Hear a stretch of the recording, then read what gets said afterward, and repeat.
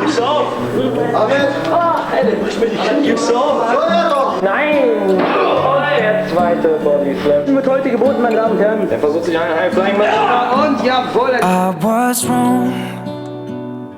The words I spoke. Du bist kaputt! I've been saying many things that are hurtful.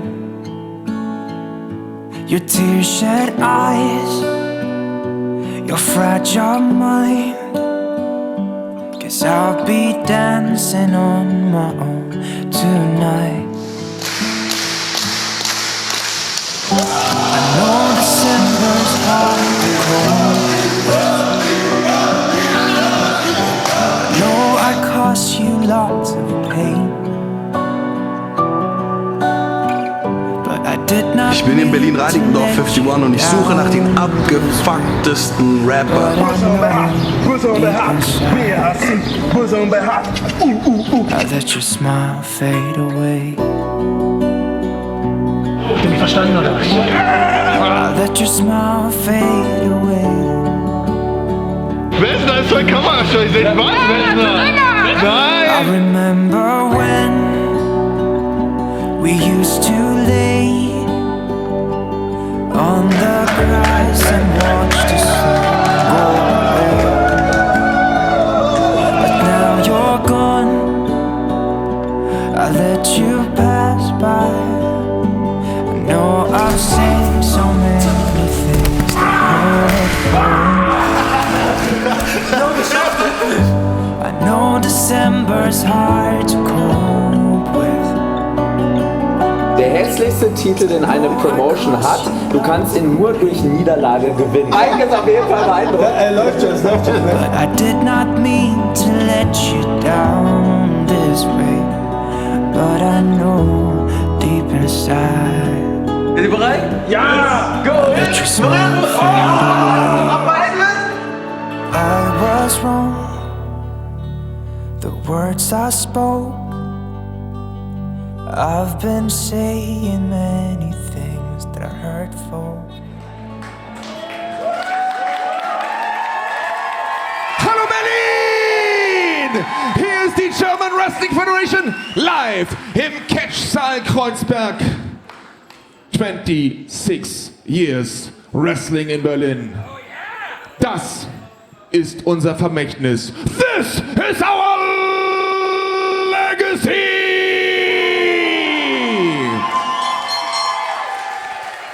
Das erste Match ist angesetzt auf einen Foro. Es ist ein Fatal 4 Tag Team Match und es geht um den German Wrestling Federation Tag Team Championship. Auf dem Weg zum Ring. We welcome you to Festsaal Kreuzberg in Berlin as we celebrate 26 years of wrestling in the German capital at GWF Legacy.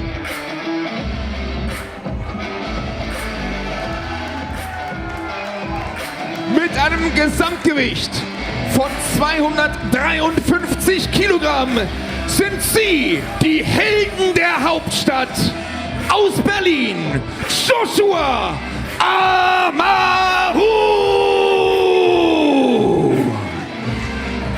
Sein Tag-Team-Partner, der Mann der Zeitgeschichte, Stern von Berlin, the German Heavyweight aus Berlin, Pascal Spalter!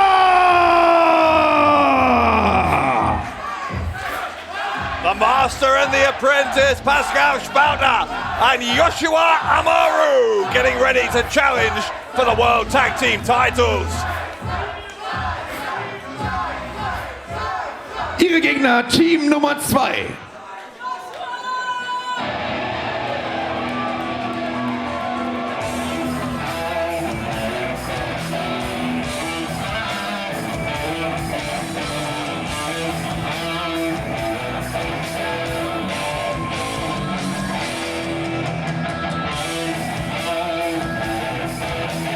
Auf dem Weg zum Ring. mit einem Gesamtgewicht von 214 Kilogramm aus Mexico City, Mexiko, El Rudo Rudissimo, Orlando Silva.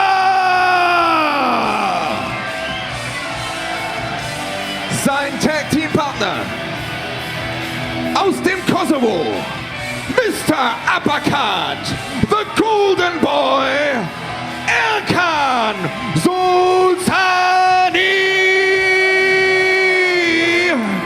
Zusammen sind sie die Blutsbrüder. It has been 5 long months since Blutsbrüder held the tag team titles. They are looking to regain them tonight.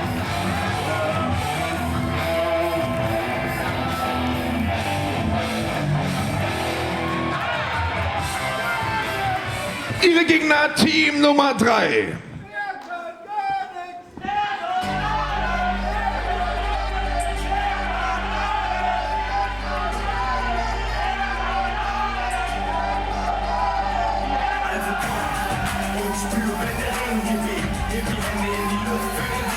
Auf dem Weg zum Ring mit einem Gesamtgewicht von 201 Kilogramm aus Berlin, Crazy Mike Cheer. Sein Tag-Team-Partner, ebenfalls aus Berlin, Sexy Ronaldo Shaqiri. Zusammen sind sie Team Crazy Sexy. Another relatively new team, Team Crazy Sexy, Crazy Mike Cheer, and Sexy Ronaldo Shaqiri. Und ihre Gegner, Team Nummer 4, die amtierenden German Wrestling Federation Tag Team Champions.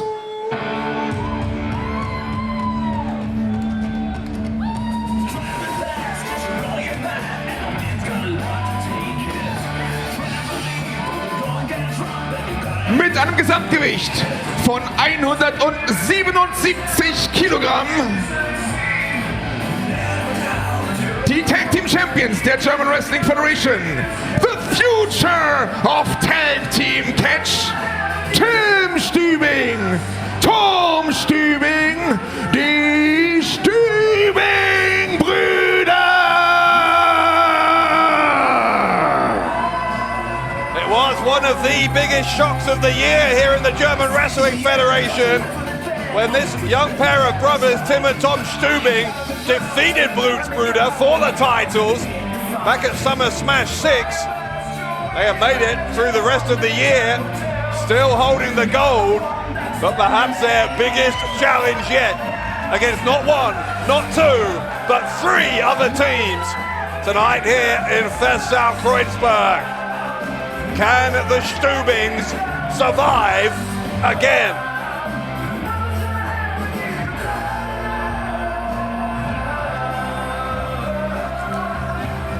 A chaotic tag team championship match on the way, no doubt. This will be contested under Mexican rules, meaning you don't have to tag to get into the match. As soon as one of the 2 legal men in the ring leaves, if you're one of the other people in the match, you can jump in and get involved. Expect high octane, non-stop action here in our opener. Pascal Spalter believes that those tag titles are already his. What of alpha males about to butt heads here. Dave Bradshaw at ringside tonight with all of your English commentary as we celebrate 26 years of Berlin wrestling.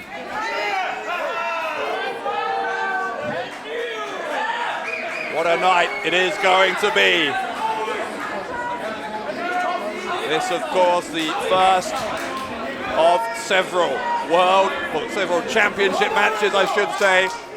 At the latest in the women's title eliminator, later on the Berlin title on the line as well, and of course, that huge rematch for the GWF World Championship. The new champion, Axel Tischer, takes on his predecessor, the longest reigning champion in history, John Bad Bones Klinger, in a ladder match. All of that and much more coming up, but in this one it is Crazy Mike Chair and Orlando Silva who started things out as a right hand from Chair, and then a swinging net breaker off of the kick.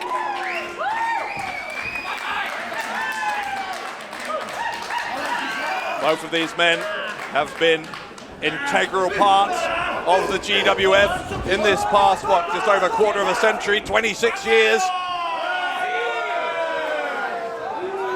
Both of them former world champions, among other things, and Orlando Silva, as per the rules of the match, not tagging his own partner, but tagging Ronaldo Shaqiri. Shaqiri's going to take on Tom Stübing, who's also been tagged in. What a support here in this crowd for Ronaldo. It's a leapfrog and a second one.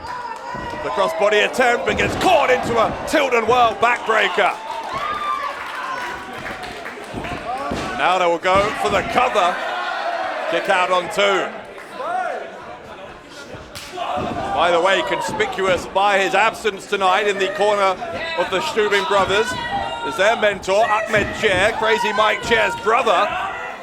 Once again, hang on a second, this time, Tom Stübing gets the better of Ronaldo. Brings him back into his own corner and tags in his brother Tim. Here comes the double team attempt. It's a backcracker from Tim and a splash from Tom. Tim Stübing trying for the pin, and Erkan Sulcani breaks it up as he had to. First team to score a full in this one will leave as the tag team champions.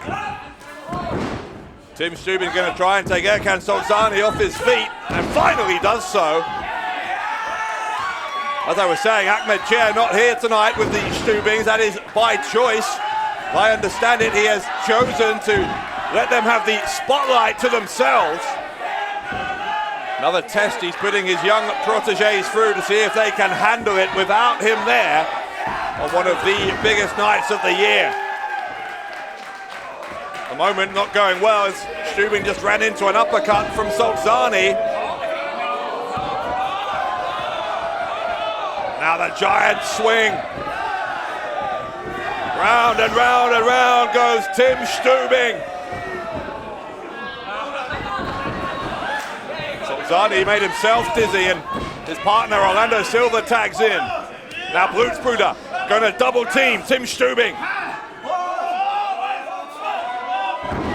Plants him. Face first, his front landing on the canvas. Silva goes for the cover and gets a 2 count for Blutsbrüder. Blutsbrüder looking to win the World Tag titles again, but Pascal Spalter bringing the ropes down there, taking out Orlando Silva. Here comes Joshua Amaru. Amaru with a chop across the chest to Tim Stübing after Stübing did the same to him. The self-proclaimed Fresh Prince of Berlin is Joshua Amaru, who hits a big side slam there, and he's got the leg hook for 2.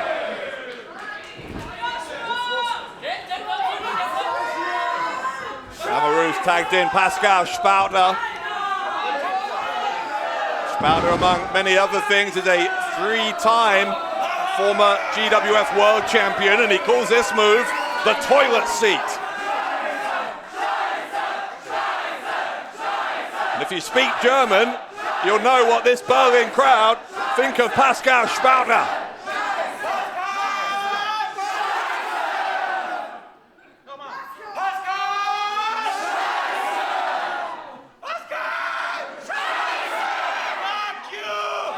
Yeah, seems like the feeling is mutual on the part of Pascal Spalter towards the crowd. He hits the back of the neck of Stübing, gets another 2 count.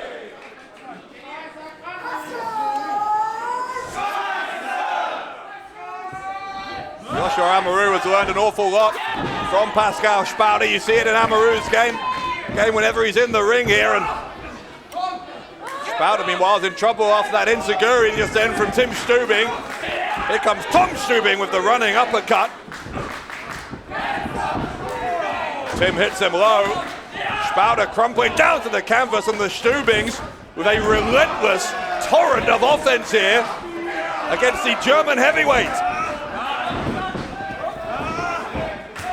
Amaru saving his tag team partner. That's some of the ring smarts that Spalter has taught him. That's what I was talking about. Here's a Boston crab, at least a half crab from Joshua Amaru.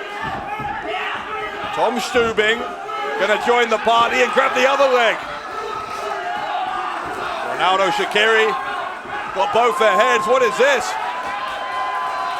A human jigsaw here in Berlin.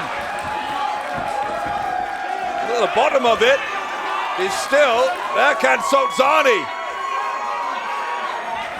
I think everyone's in a hold. Have you ever seen anything like it? Spalter, the only free man, and he's dismantling this human structure that's developed.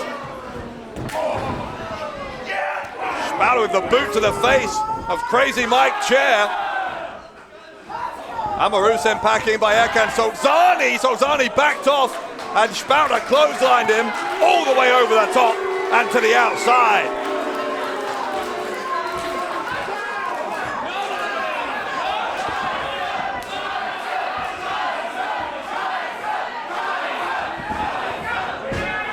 There come the Stübings with the drop kicks.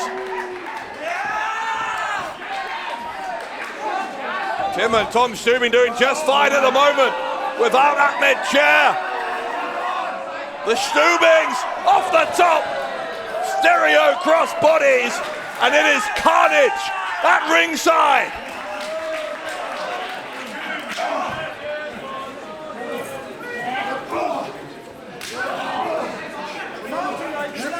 Face first into the ring apron goes Stübing there.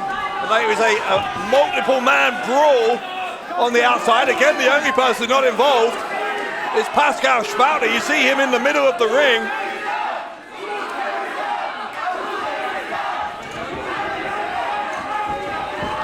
Spalter off the rope. Pascal Spalter, and the German heavyweight brings his entire body weight down on the rest of the field. Well, we promised you chaos, and that is what we're getting here in this four-way World Tag Team title match.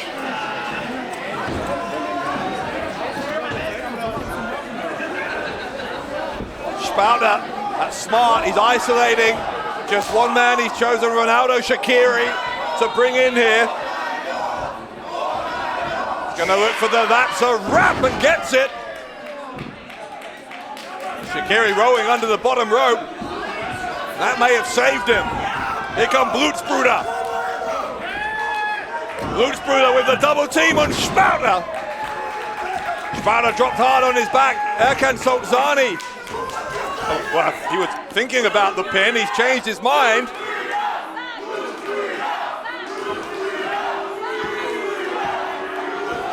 Blutsbrüder lining him up. In the end, though, Sulcani forced by accident to kick his own partner. It's a power slam from Spalter on Sulcani. Spalter surviving that assault from Blutsbrüder. Can he survive the Stübings? Spalter got them both by the throat. They're trying to escape. Stübing's going to try for a double suplex on the Star of Berlin. They can't lift him. They can't lift him. In fact, it's a counter from Spalter. And Spalter single-handedly suplexing both of the GWF Tag Team Champions.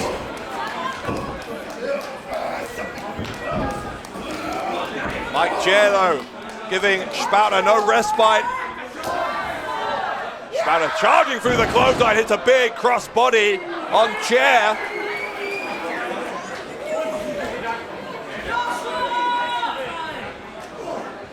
Spalter looking exhausted. He's been facing opponent after opponent in the middle of the ring for these past several minutes now. Amaru, his tag team partner, diving onto the crowd. Spalter and Amaru, they call themselves the heroes of the capital. They would certainly see themselves as heroic. They can find a way to emerge from this chaos as the tag team champions. There's an Uranagi though. Ronaldo Shaqiri taking down Spalter, lines him up and hits him with a spear. Shaqiri falls on top, goes for the cover and he got him! He got him! Und hier sind die Sieger und damit neuen German Wrestling Federation Tag Team Champions aus Berlin. Ronaldo Shaqiri, Crazy Mike Chair, Team Crazy Sexy. We have new GWF Tag Team Champions. Berlin, eure neuen Tag Team Champions aus Berlin. Team Crazy Sexy. Incredible scenes here in Berlin. The Crazy Mike Chair. It is not the first time. He is now a multiple-time tag team champion, but for Ronaldo Shaqiri, this is his first time ever holding championship gold.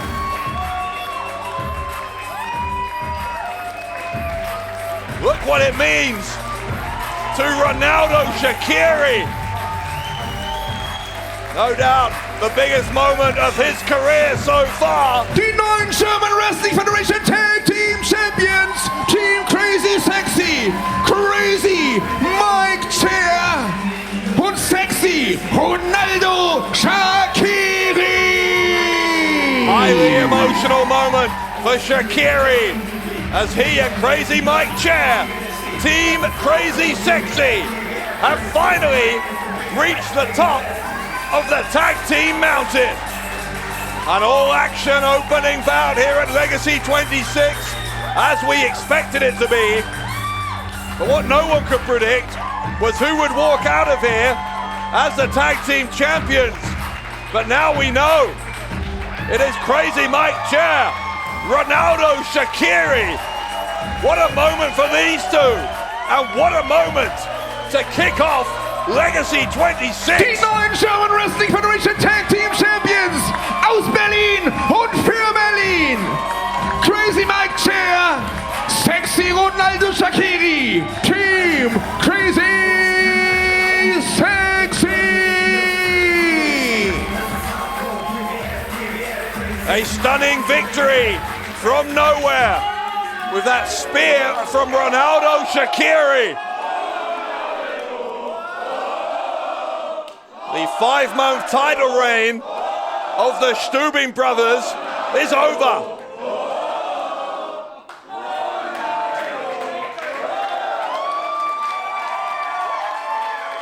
Ronaldo Shaqiri with perhaps the biggest moment of his life tonight in Berlin.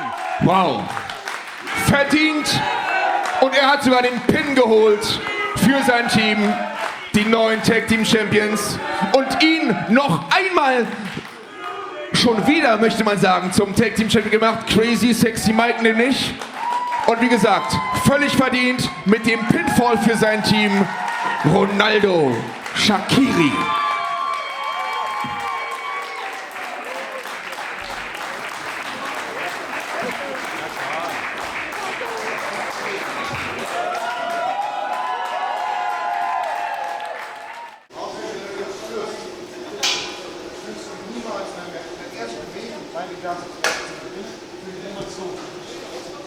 Was sage ich dann wieder den Zuschauern?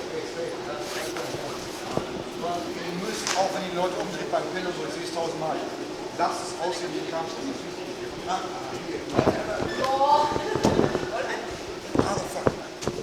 Das nächste Match ist angesetzt auf einen Fall. Und es ist The Battle of Latin Luchadors auf dem Weg zum Ring.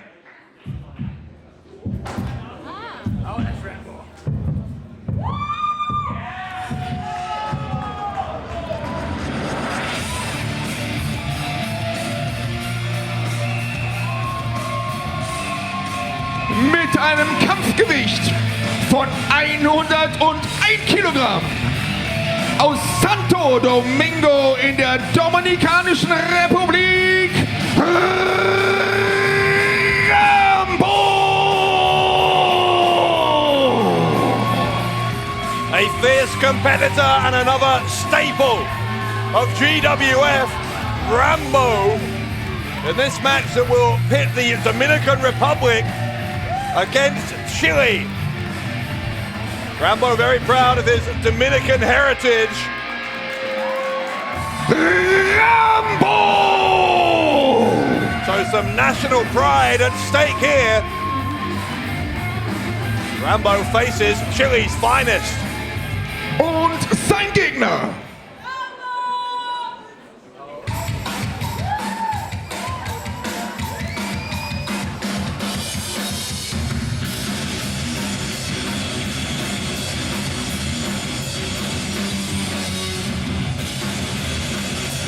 Mit einem Gewicht von 72 Kilogramm aus Antofagasta in Chile, el suicida por excelencia, Anarko Montaña!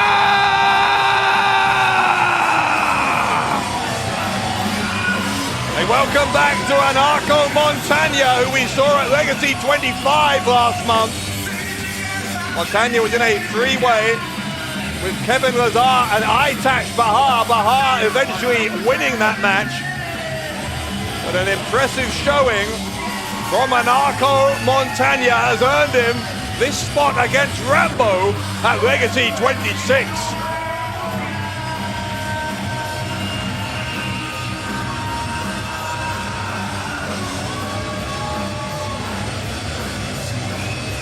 Anarko, a very apt name for this gentleman. He has a certain anarchic energy.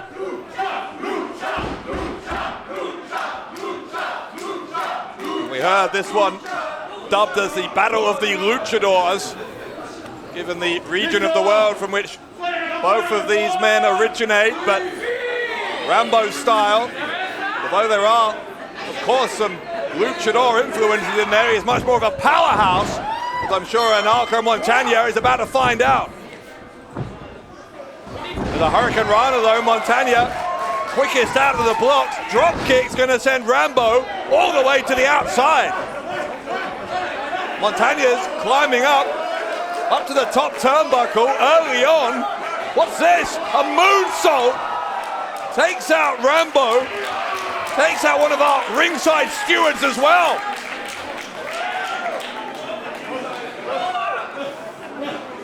Seems like Anarko Montaña's not paid by the hour. He's come in to get the job done and get it done quickly. Well, this might stop it, that might stop it. There's a powerbomb into the post. And then one into the ring apron as well from Rambo. That could change the direction of this match in very short order.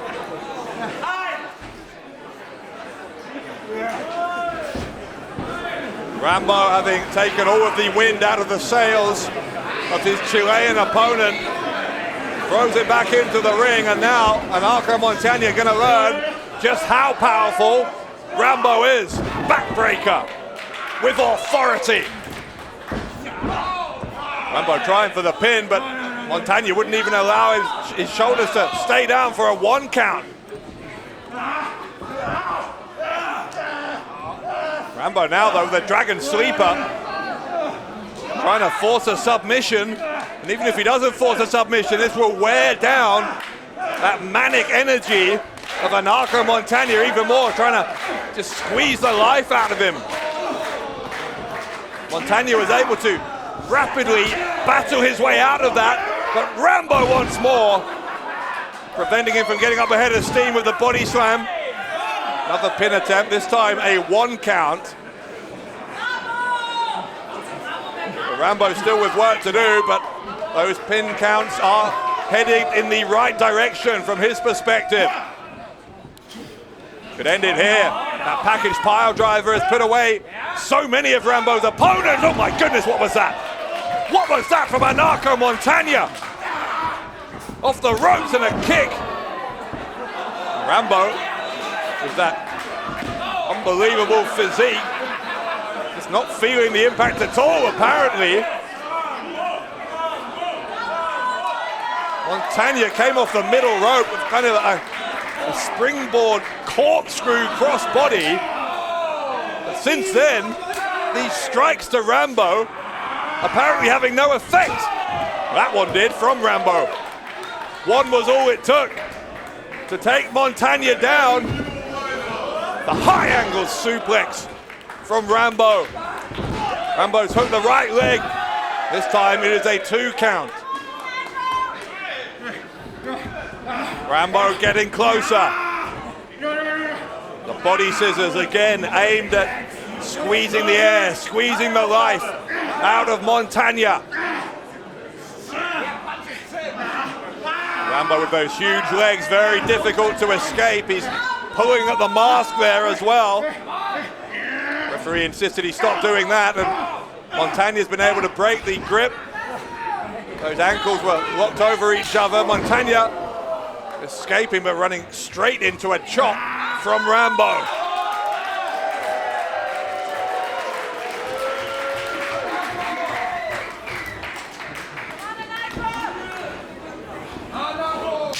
Another chop from Rambo in the corner.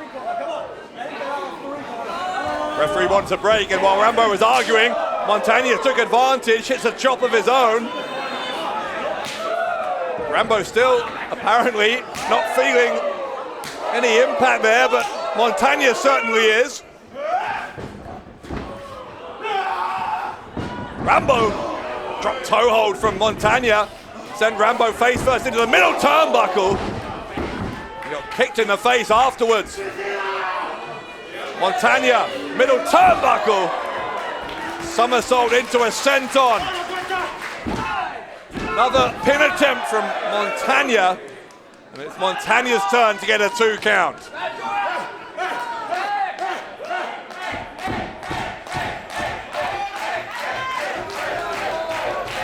Montagna starting to feel that he might be on course for his first GWF victory, but hang on!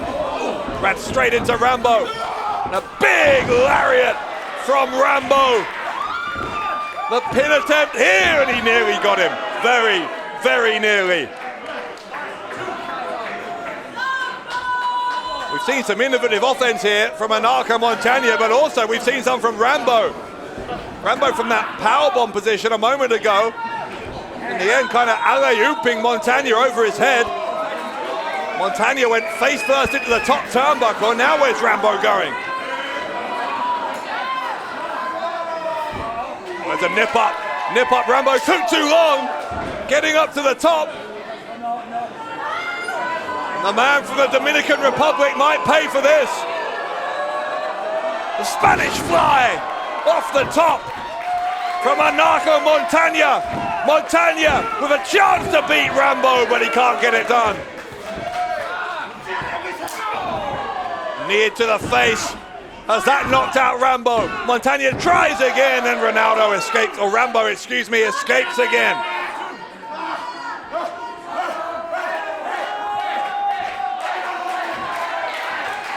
Montagna believing that he is seconds away here from a big victory over Rambo. Rambo though, got him up. High up on the back, bad place to be. Ow, dropped him face first. Look at the impact as Rambo goes for the cover, and again though, Montagna was able to escape.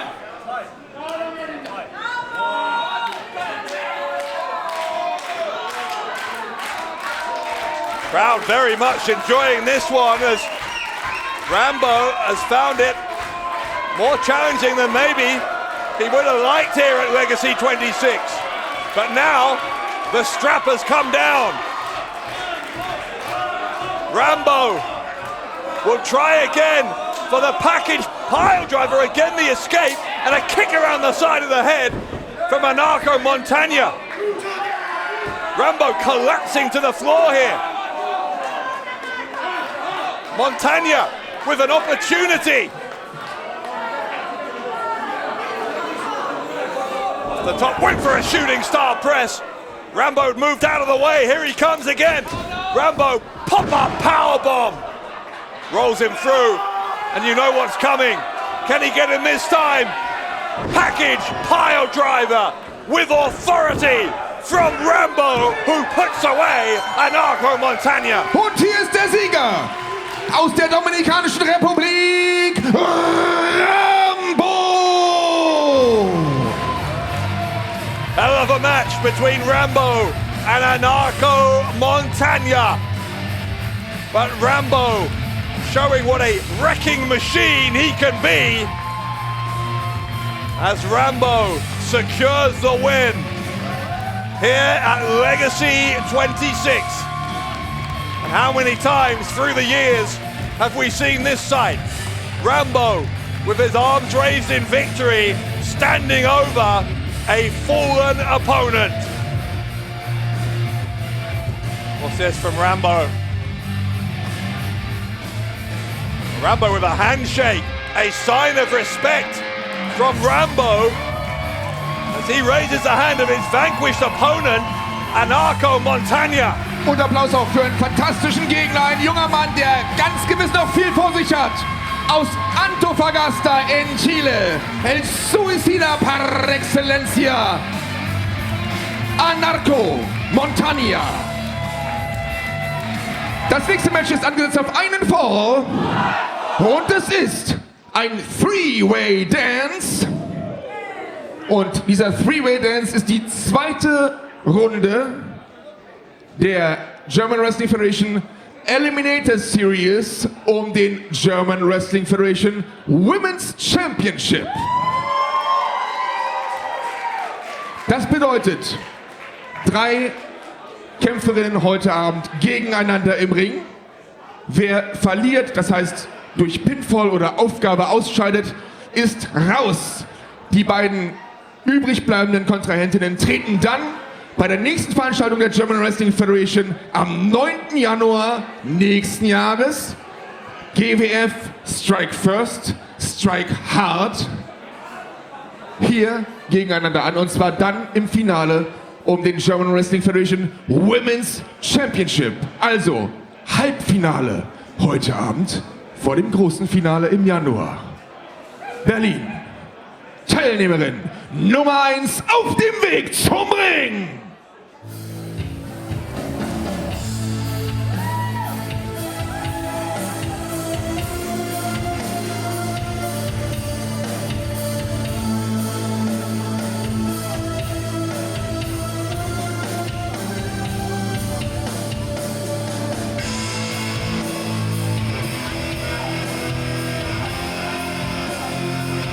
Aus Salzburg in Österreich, they call her Kendo Stick Pitbull, Jessy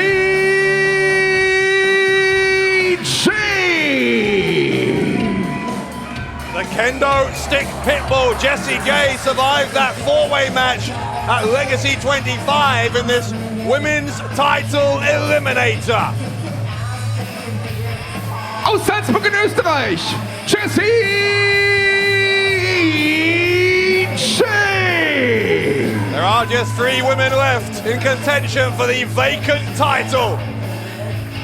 After tonight, there will be 2. Und Teilnehmerin Nummer 2.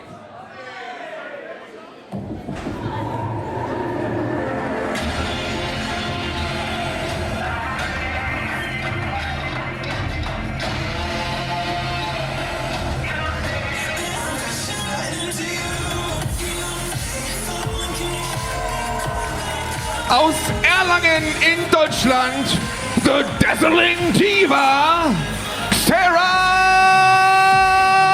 Grace. Sarah Grace, another one who managed to get through that four-way match. This will be, of course, a three-way tonight. Sarah Grace looking to win the GWF Women's title for what would be the first time in her career.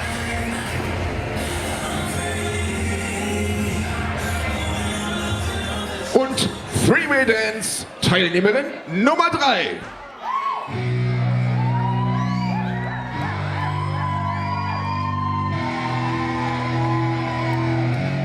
Yeah, it's our time to shine. Show us the kind of state of mind you gotta combine with hard work and time. You gotta climb to the top. Don't let Aus Nürnberg für Deutschland, Stephanie Mays. It was Stephanie Mays who got the decisive fall last month, knocking Nikki Foxley out of this Eliminator. For some people, Mays is the favourite to eventually become women's champion.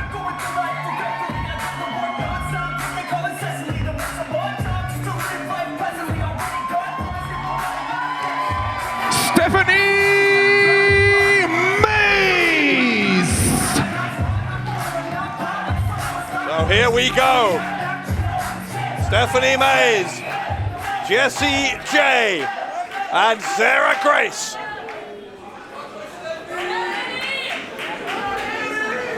High stakes here for all three of these women at Legacy 26. Wait, what? That's Xara's music. Well, Xara's not a part of this tournament. Hallo Berlin!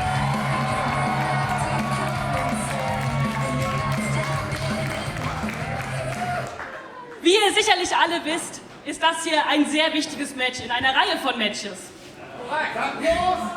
Hier geht es darum, wer der nächste Träger des GWF Women Championships Titel wird.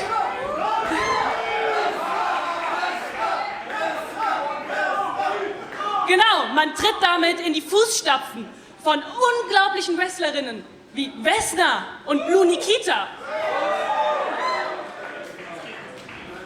Und wir haben hier natürlich fantastische Wrestlerinnen im Ring. Wir haben eine Stephanie Mays.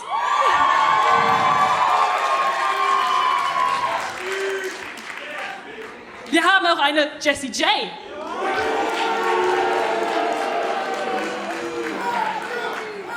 Und eine Xara Grace. Ja, das ist ja alles ganz toll. Aber das habe ich eigentlich schon angesagt. 3 Damen gegeneinander. Aber findet ihr nicht auch, es fehlt jemand in diesem Match? Also ich finde, ich habe es verdient. Letztes Mal habe ich Fayers in genau diesem Ring besiegt. Warum bekomme ich nicht die Chance auf den Titel? Denkt ihr, ich verdiene einen Shot für den Titel?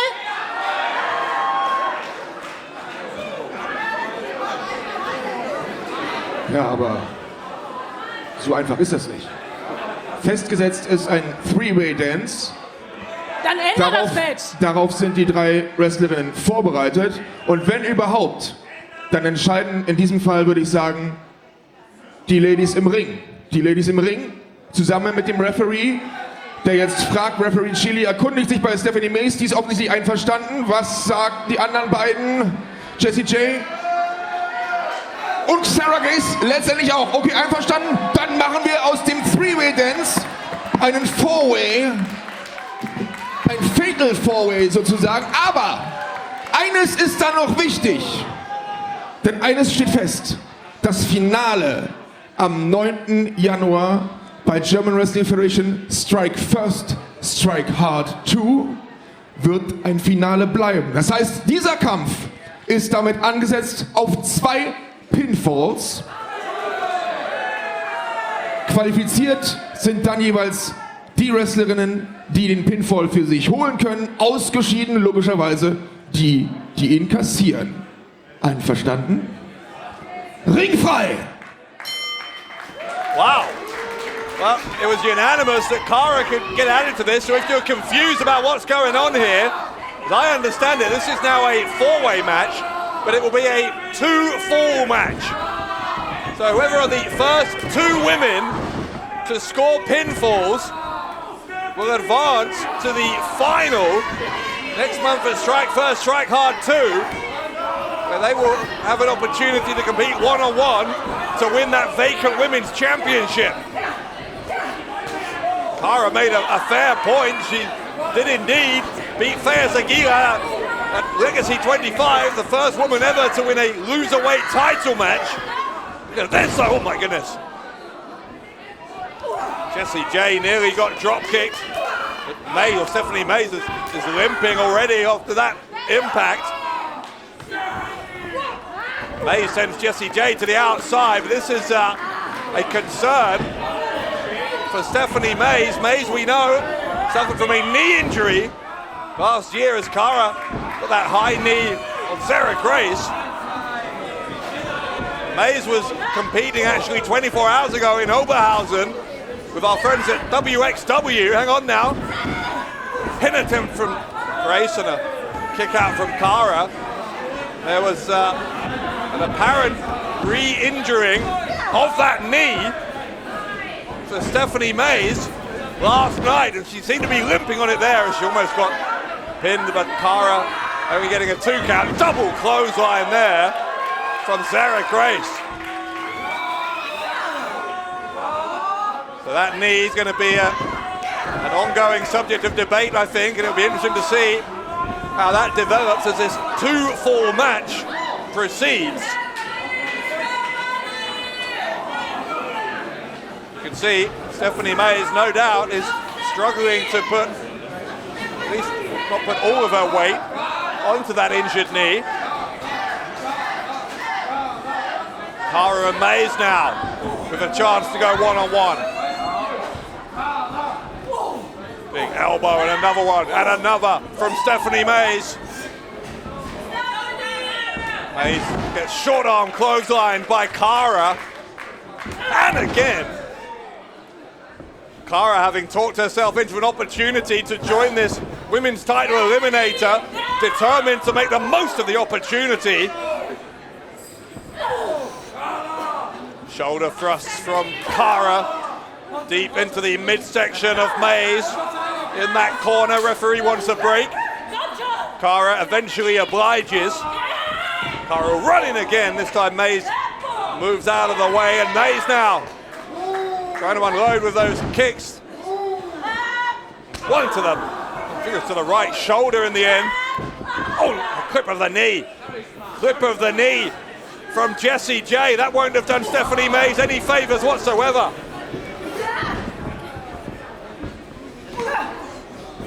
Jessie J has Sarah Grace got her with a quick snap suplex, and see Xara lying underneath that bottom rope. Stephanie Mays has gone to the outside. I think she's going to need time to recuperate. Well, Sarah Grace might need more than time to recuperate if Jessie J hits this. Here comes Jessie J with a cannonball.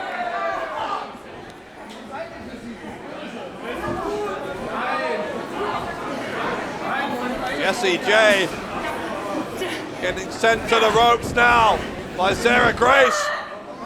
Picks her up and slams her down hard.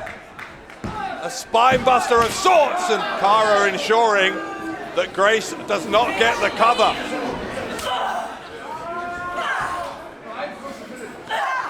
Xara, who remember minutes ago wasn't even in this tournament, is very much in it now. Trying for the neck breaker, Grace did not go down. Xara though with a clothesline, that did send Grace down. With some authority comes Jessie J, but Xara saw her coming. Able to get that boot up. Grace prevents Xara from scoring the pin over J.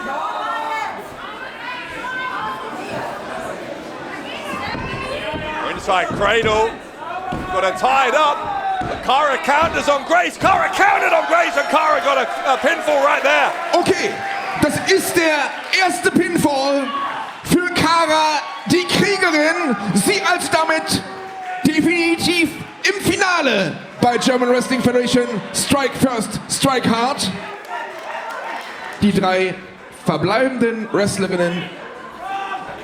Well, as Olaf, our ring announcer, is explaining here, Xara, having scored a pinfall, advancing into what will be a one-on-one match to determine the women's champion at Strike First, Strike Hard in January.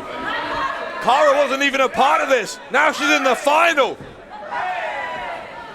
And now we do have what we previously expected, which is a 3-way.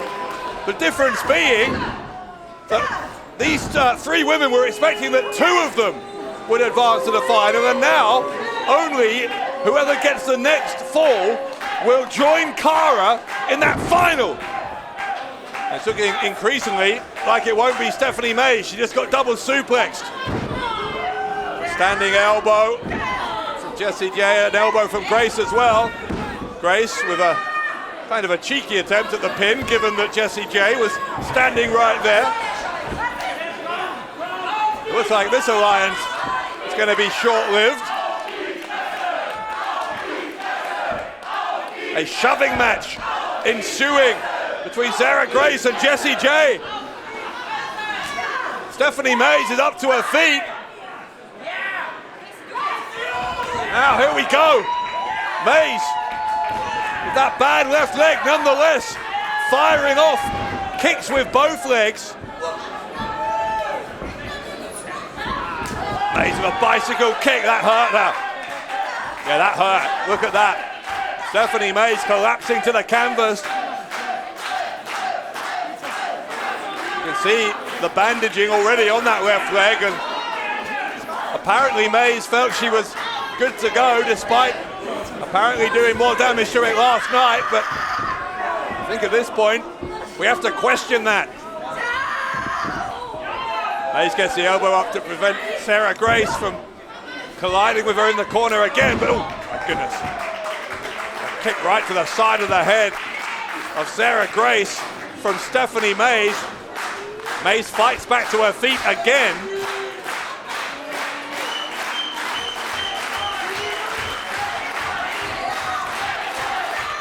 Mays needs to look behind her. It's Jessy J, and J drops her head first. After kicking the knee, she hooks both legs, and Jessy J didn't get it done. No, she did not get it. A 2 count, 2 9/10. I thought for a minute she got it.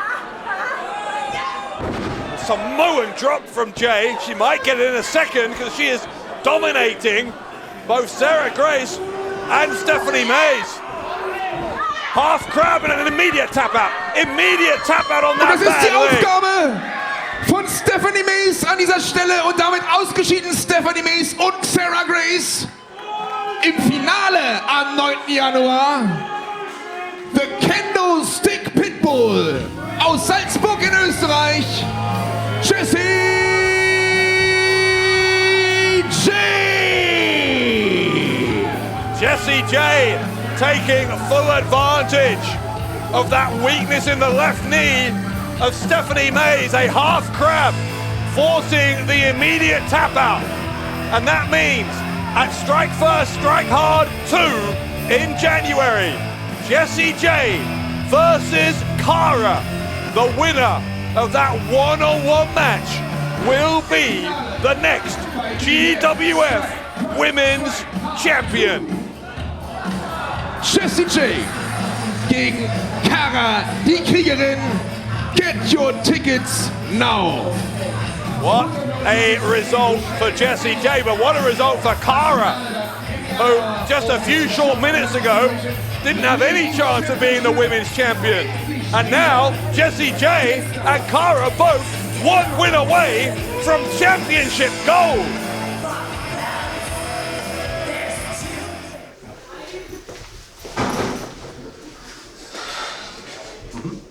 Ja, kriegen wir.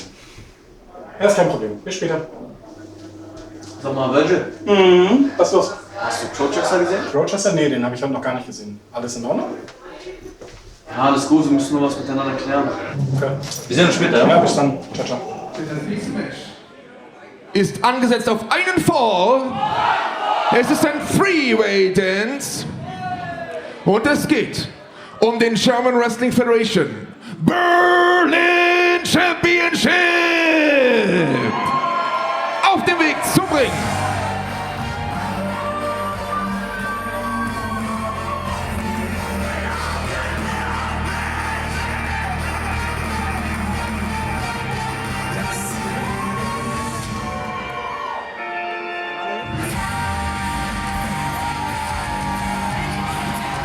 Mit einem Gewicht von 103 Kilogramm, die perfekte Naturgewalt, der Tiger aus Berlin, German Wrestling Federation, Berlin Champion, Toni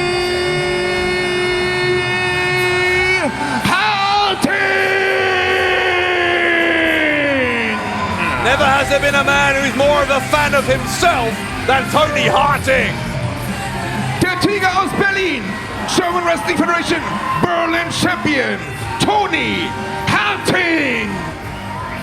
And with each successful Berlin title defense that this man makes, his ego grows bigger and bigger and bigger. He has held that championship now for 15 months. And I'm sure he's about to tell us all about it.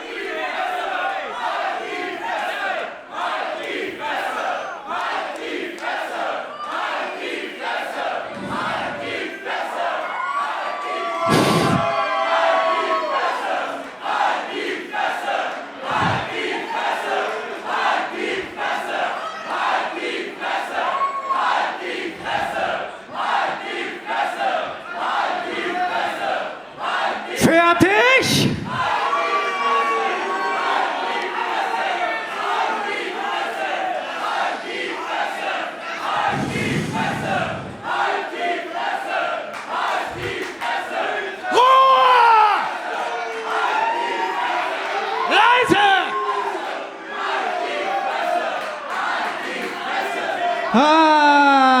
Liebe GWF-ZuschauerInnen, ich weiß, ihr wollt es so sehr, dass ich diesen Titel, den Berlin-Titel, heute verteidige.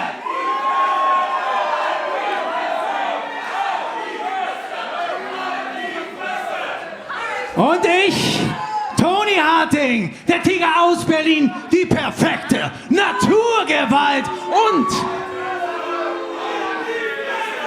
der einzig natürlich gewachsene Wrestler in diesem Match, werde euch auch diesen Gefallen tun.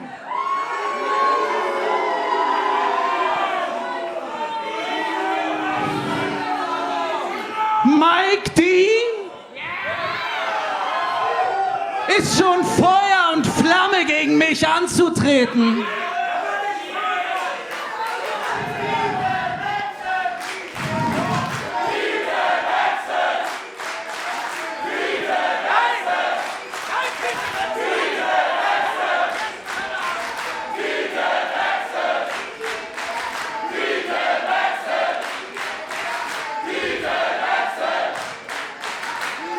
Kein Titelwechsel. Ich sag euch eins, dieses belgische Michelin-Männchen, es wird heute brennen und er wird fallen wie all die anderen Streichhölzer. Denn ich bin die neue Generation. Ich bin schneller, besser. Ich bin die Perfektion in Person.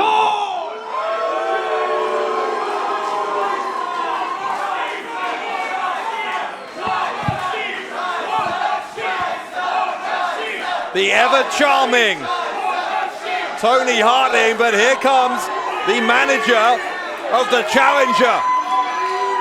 Eigentlich war es mir egal, wen wir besiegen, um den Gürtel zu bekommen.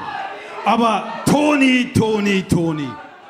Alter, du bist so unsympathisch, dass ich es richtig genießen werde, wenn Mike D dir in den Arsch tritt.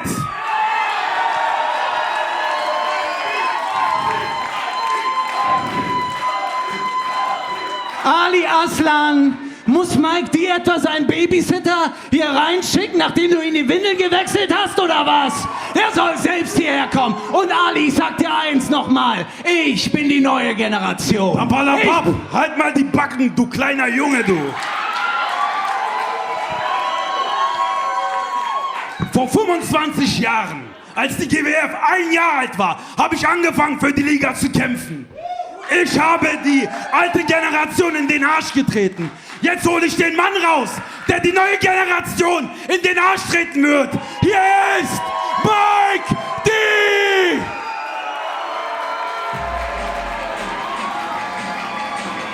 What an introduction that was for the Belgian War Machine.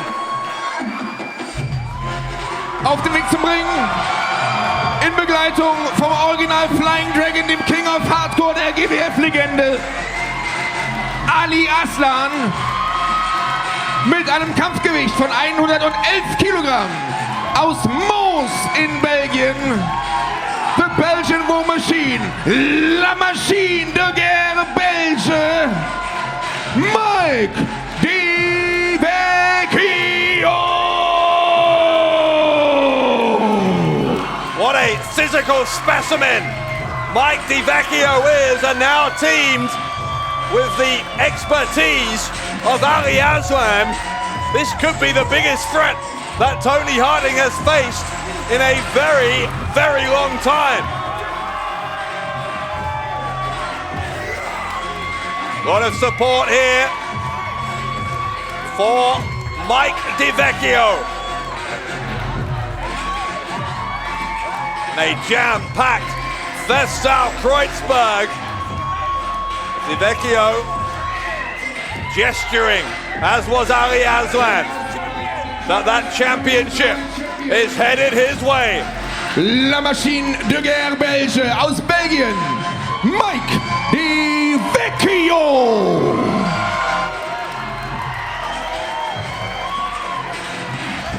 A rapturous reception for Mike Di Vecchio.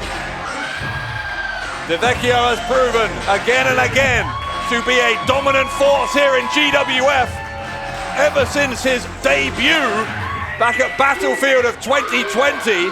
Und im Gegensatz zur perfekten Naturgewalt Toni Harting bin ich nicht perfekt und mache Fehler. Ich war noch völlig im Modus davor, vom Three-Way-Dance, dem eigentlichen Three-Way-Dance der Ladies. Natürlich ist das kein Three-Way-Dance, sondern ein Singles-Match um den Tag Team Championship. Aber Mike Di Vecchio zählt ja auch ein bisschen als zwei, oder? Well, as we've heard, this is a singles match for the Berlin title.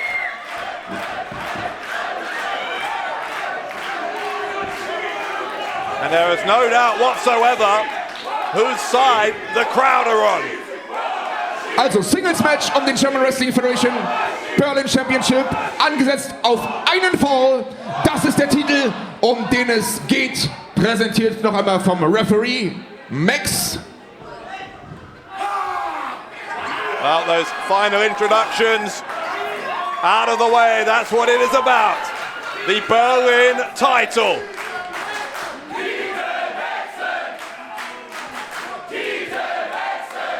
This crowd are baying for blood, and specifically for the blood of Tiger Toni Harting.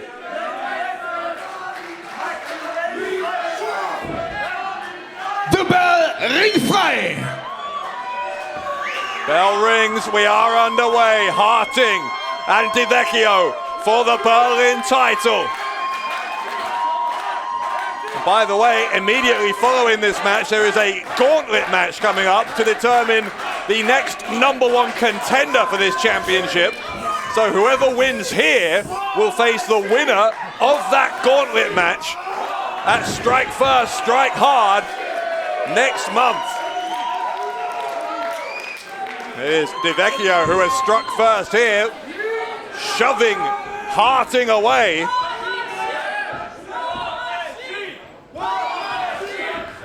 Say it quietly, but Toni Harting is quite an athlete, but he's not used really to being overpowered by an opponent. See it again there, Di Vecchio proving early on that he can really manhandle the champion.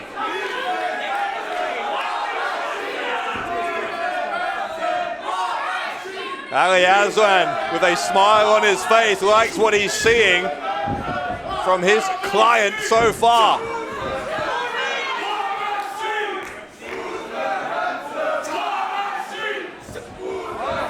A cartwheel there from Toni Harting to help him counter the wrist lock from Vecchio.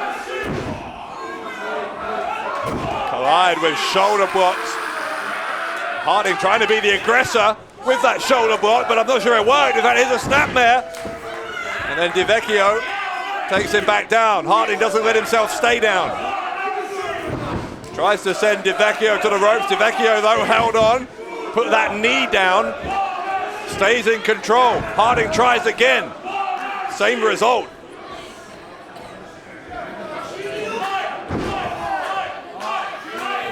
Foot stop there. The headlock takedown from Vecchio.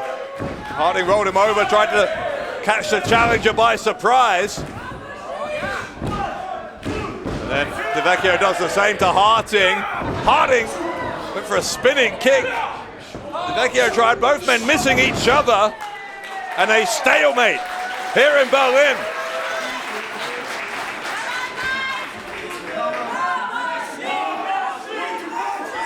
A lot of support from Vecchio's native Belgium as these two unload against each other again. You can hear the loud contingent that are supporting Vecchio, including members of his own family here tonight for this, of course, the biggest event on the GWF calendar. What would be, if he were to pull it off, the biggest win of Vecchio's career. Ooh. Poke to the eye from Harting. Shoulder block then sends the Belgian war machine down. Harting goes to the ropes. Look at the agility. And then the drop kick from Vecchio. Vecchio charging into the midsection. Drops him with a backbreaker immediately. No wasted motion into the pin. Got a 1 count.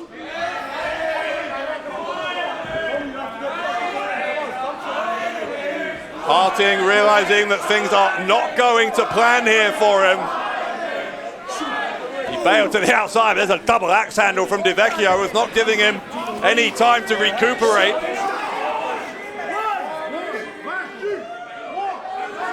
Fire drawn into the hair of Vecchio, and that is apt. He is someone with the intensity of a raging inferno. Vecchio going to strike again, oh, but Harting moved out of the way. Harting moved out of the way, and Vecchio chopped the ring post. An opening here for the champion.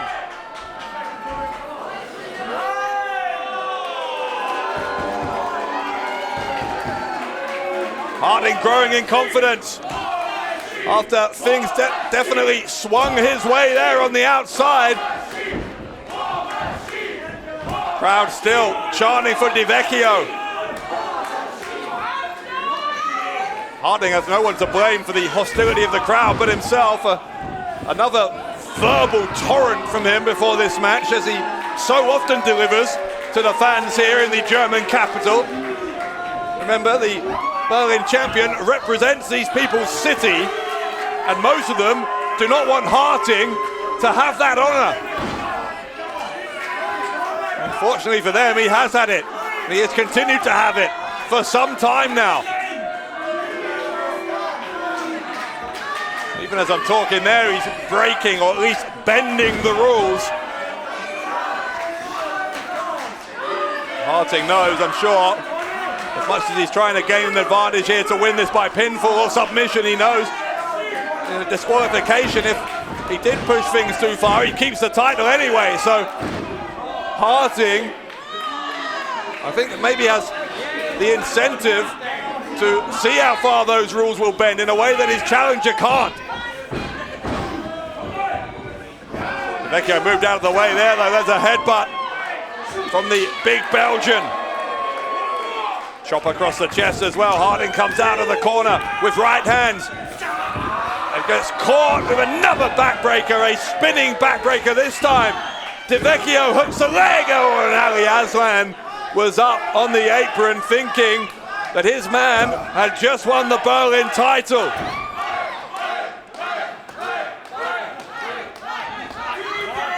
Aslan has led his clients in the recent past to the Berlin title, and thinking, of course, about Jem Kaplan, who was champion just a couple of years ago under the tutelage of Ali Aslan.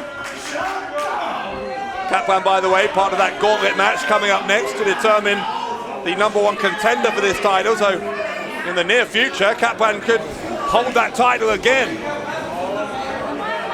Let's not get ahead of ourselves though. Right now it's all about Harting and Di Vecchio. And Di Vecchio, his normal dominant self here for much of this match, but that might change things. Again into the ring post, this time shoulder first, and then dumped hard on his back by the champion, who got those shoulders down again for a 2 count. Harting follows in, sends him to the ropes. There's a duck of the clothesline, a big back body drop from the Tiger. Now left and right, spinning kick, DDT. You can visibly see Toni Harting growing in confidence. But Di Vecchio had to go to the outside. He dumped on his head there. And he had the wherewithal to realize he needed to buy himself some time.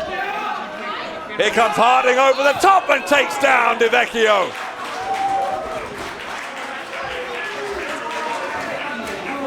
I talked about Di Vecchio being perhaps Harting's toughest opponent, but I'm not sure if Di Vecchio has faced anyone quite like Toni Harting before. Harting able to get more offense in against Di Vecchio than the vast majority of people who have faced the Belgian War Machine.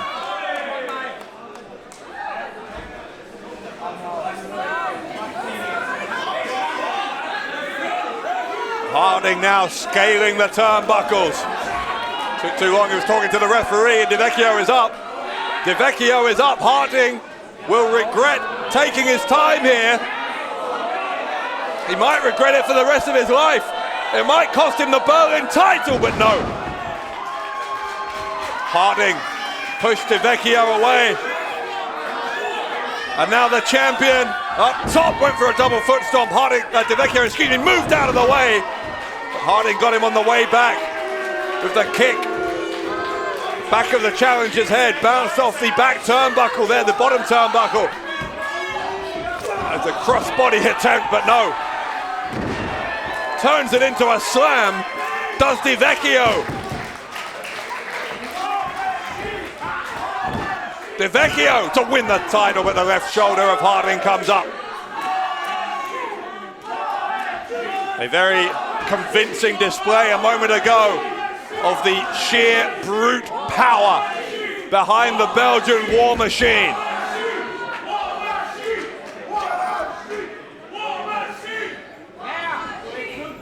Di Vecchio trying to demand that Harting gets up.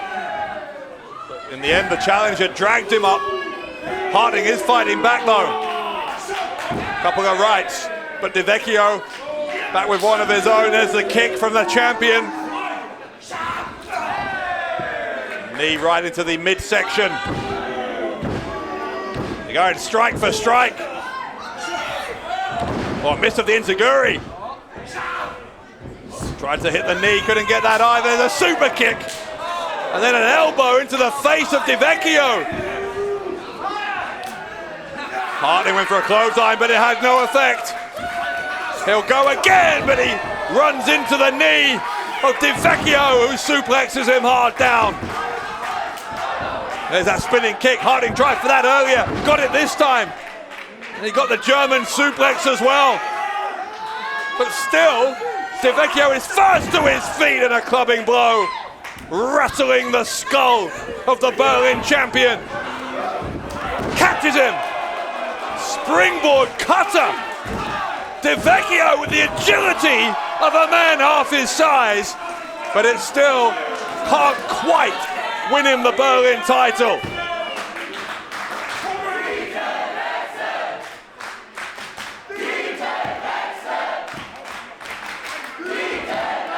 They are raising the roof here in Festsaal-Kreuzberg. Ali Aslan with a mid-match pep talk for Mike Di Vecchio.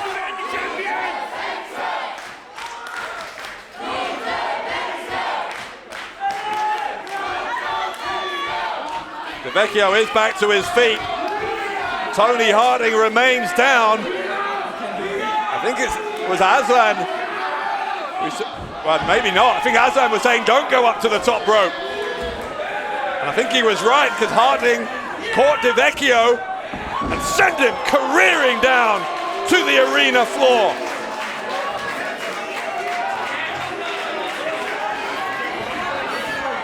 Harting over the top, takes out Di Vecchio. One of our ringside stewards got taken out as well.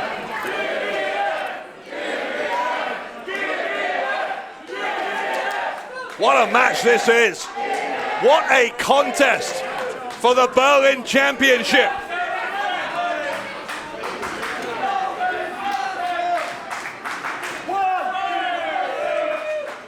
Di Vecchio and Harting, only one of them can leave as a Berlin champion, and Harting getting in the face of Ali Aslan.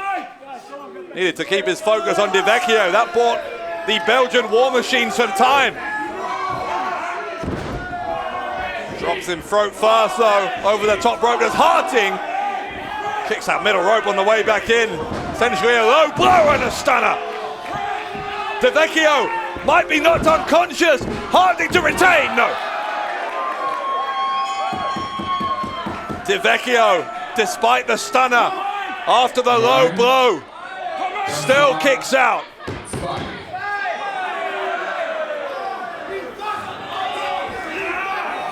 Harting has him up, drops the back of the head of Di Vecchio across his knee. Big kick to the spine.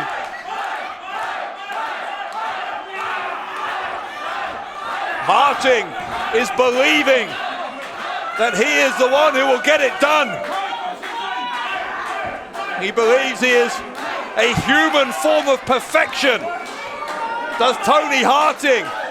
And my God, what would it do to his ego if he was to put away Di Vecchio here at Legacy 26? He might do.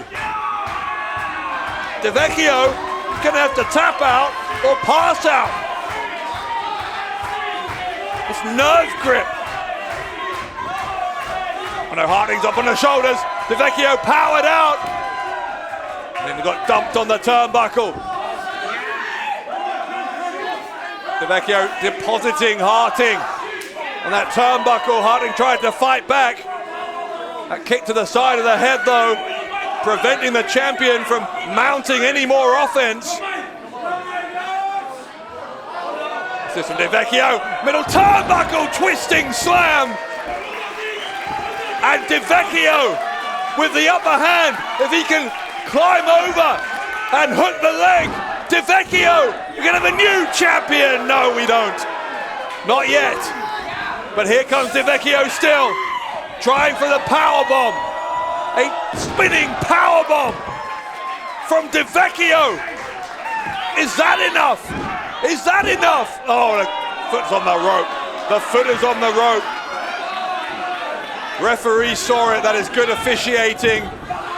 Di Vecchio drags him back into the middle. This time he'll have to kick out, but he does. You can hear the crowd. One more time, they're saying. And it's turned into a War Machine chant. They want Di Vecchio to deliver more punishment.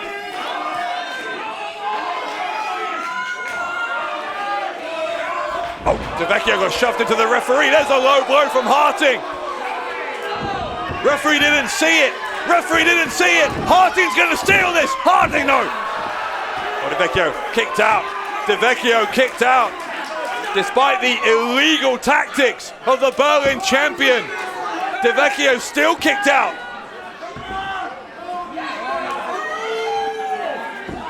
Harting, though, remains on top, both literally and figuratively. Mounting Vecchio there to deliver some more elbow smashes. Where's he going? Where's Harting going?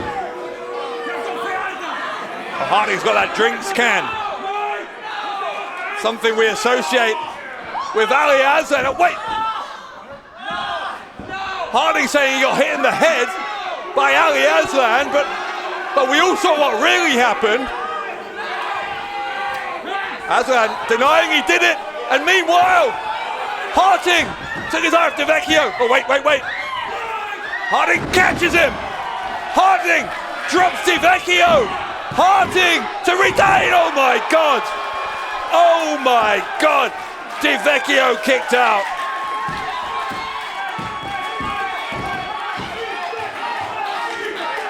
Mike Vecchio is surviving every cheap shot, every shortcut that Toni Harting has delivered. Harting giving Vecchio both barrels here.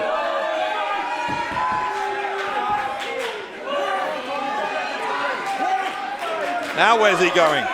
Where is Harting going? Well, Harting's got the Berlin title belt. What's he doing?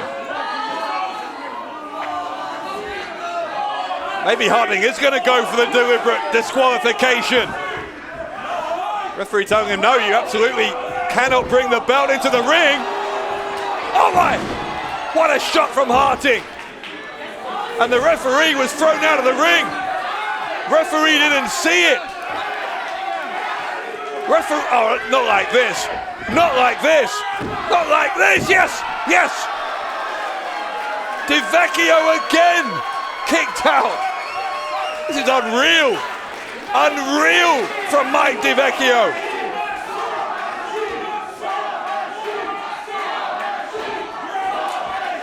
What else can Toni Harting do to Mike Vecchio?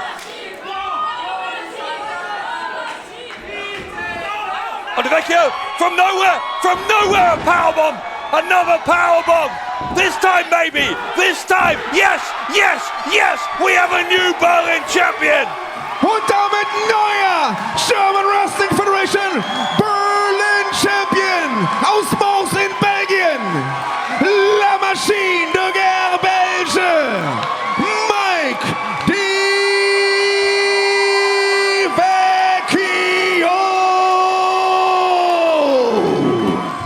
Vecchio has slain the tiger. Mike Vecchio, the Belgian war machine, is the new Berlin champion. Was für eine Schlacht! Und ist der neue German Wrestling Federation Berlin Champion. Le nouveau champion de Berlin aus Belgien. Mike Vecchio! It is electric here in Festal Kreuzberg as the Belgian war machine gets it done. Ali Aslan once again has guided his man to championship gold. Vecchio with Ali Aslan has finally found the crucial last piece of the puzzle that has brought him success, and huge success at that, here in the German Wrestling Federation.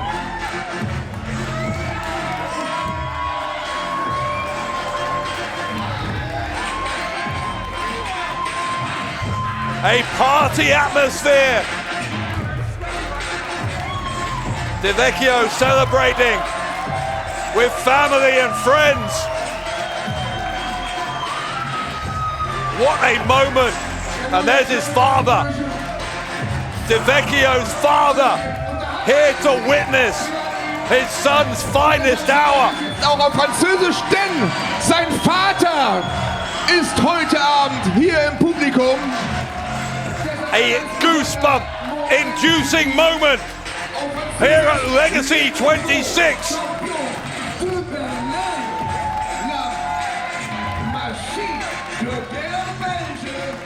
Mike Vecchio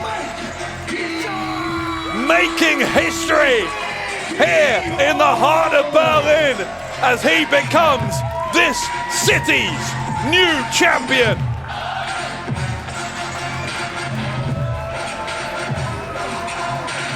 What a match and what a victory for the Belgian War Machine.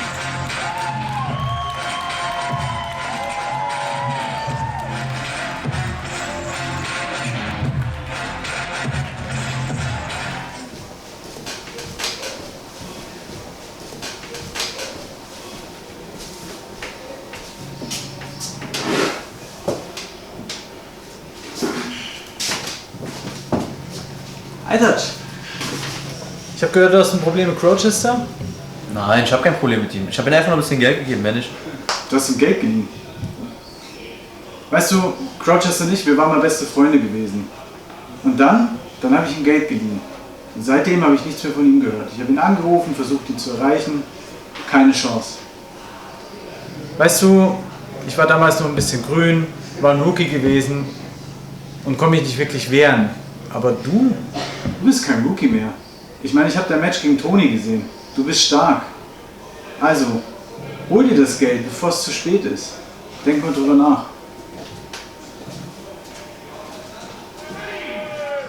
Is the 7-man Gauntlet match about the German Wrestling Federation #1 contender for the German Wrestling Federation Berlin Championship. Teilnehmer Nummer 1.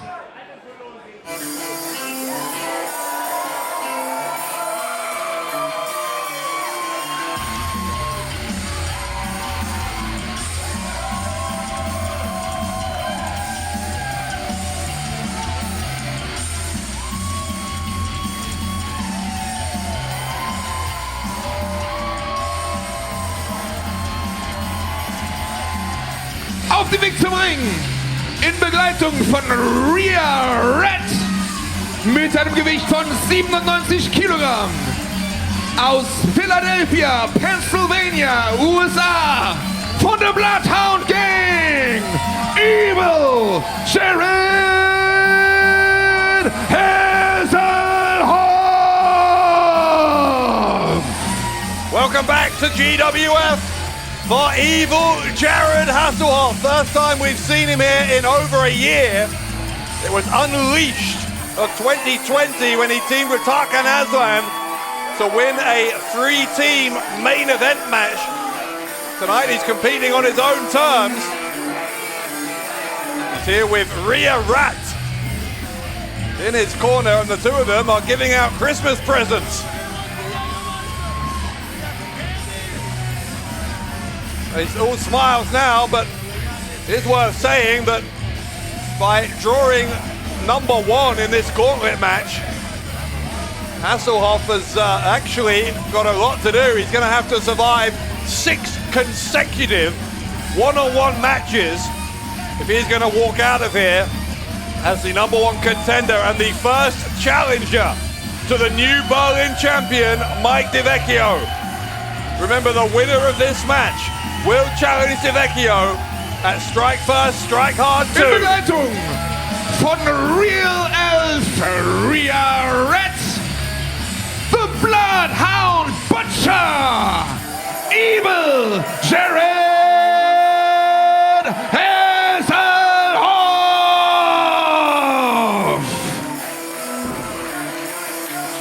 So, Evil Jared #1, who's #2? Sein Gegner in der ersten Runde des Gauntlet-Matches auf dem Weg zum Ring.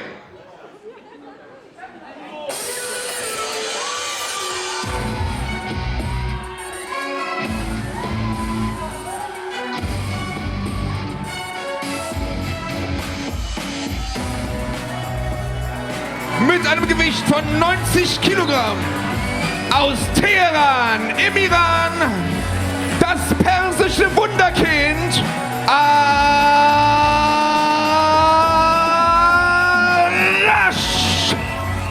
the Persian Wunderkind, Arash. Of course, very famous here in GWF for a lengthy spell as the loserweight champion. But this young man has come on leaps and bounds. And this year at Legacy, he has the opportunity to get himself one win away from the Berlin title.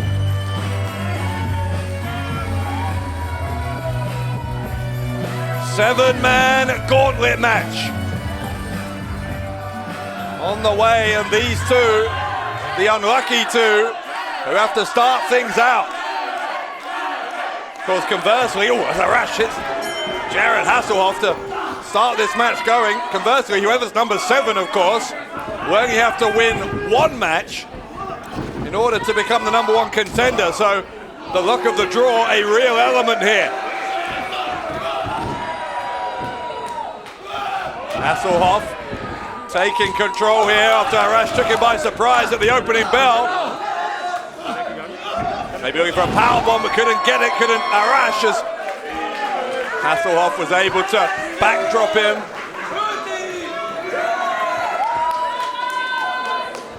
Here comes Evil Jared in the corner.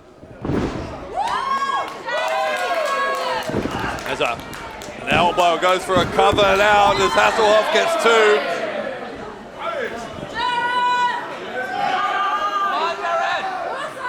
Picking up Arash. He's going to try for a choke slam. Couldn't get it. Arash escaped. Kick around the side of the head. And now the DDT from Arash. Arash trying to put Evil Jared away. That left shoulder came up. Of course, Evil Jared, very famous for being the bassist in the band Bloodhound Gang. Multi-talented, able to hang in there with the best of the GWF as well. There's a missile dropkick off the top from Arash. Arash going to try for the win, and a 2 count for the Persian Wunderkind.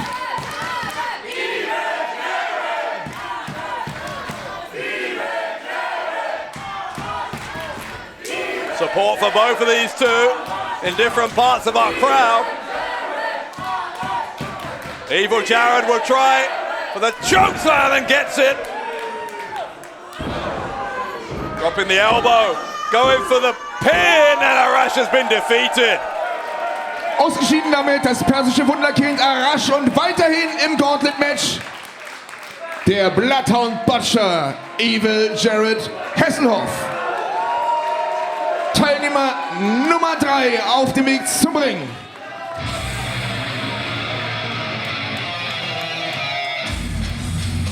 It's the Bucket Boy. Er kommt aus Weiden in Bayern, der Auserwählte, Kevin Lazar. I'll say what you will about Kevin Lazar. I'm among those who've had plenty to say about him in the past, mostly negative, but Lazar has been adding new moves to his repertoire, taking risks this year, and it's made him a better wrestler, no doubt about that. There's a hip toss though from Evil Jared, and another one. Lazar has not started well here. Jared continuing where he left off against Arash. There's a delayed vertical suplex on Kevin Lazar.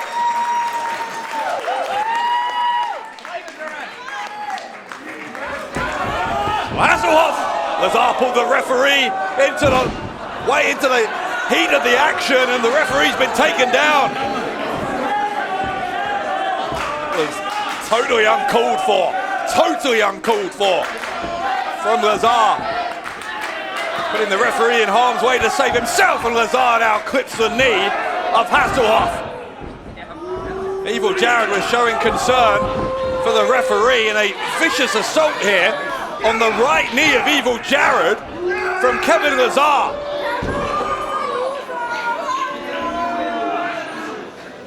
Lazar is doing a number on that knee, goodness me. Rhea Rat at ringside, not liking what she's seeing. Lazar with a sadistic smirk on his face. I don't like this at all. Evil Jared is completely at the mercy of Kevin Lazar. What's he doing? Lazar has got that metal bucket. Oh, now come on. Kevin Lazar is looking to end Evil Jared's in-ring career with the bucket and stomping down the metal, colliding with the knee of Evil Jared.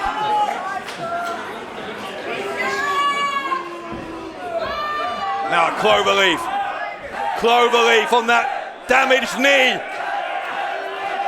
Kevin Lazar is ruthless. And Evil Jared, yeah, he tapped out. Evil Jared taps out to Kevin Lazar. Und das ist die Aufgabe von Evil Jared Hasselhoff, der damit auch ausscheidet. Weiterhin im Match Kevin Lazar. Und auf dem Weg zum Ring Teilnehmer Nummer 4. Who's number 4?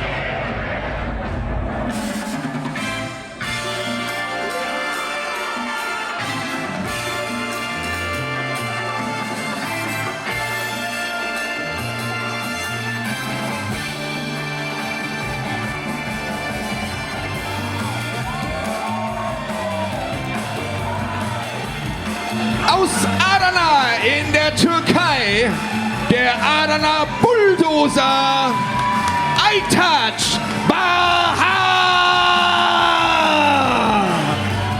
Aytaç Bahar looking to bulldoze his way through the field in this gauntlet match.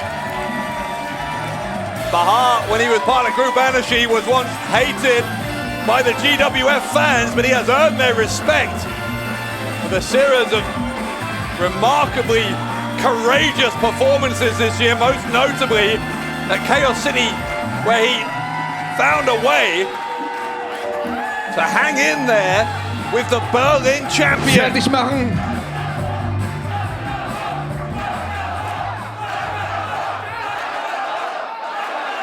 Ringfrei, Runde 3.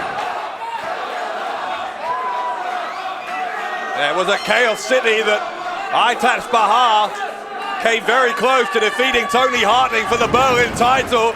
Now with another chance to become #1 contender for that belt, and you can see that Bahar is extremely motivated.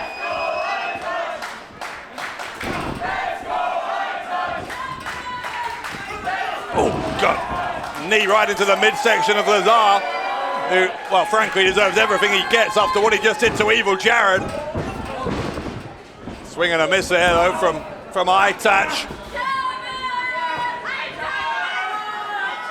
Lazar breaking free. Now goes to the ropes, Aytaç follows him. Shot right to the face of Lazar from the Adana Bulldozer.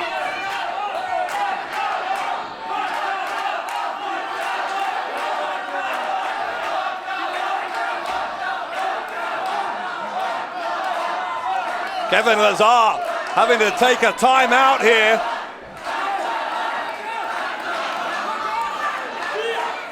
The crowd getting on the back of Kevin Lazar.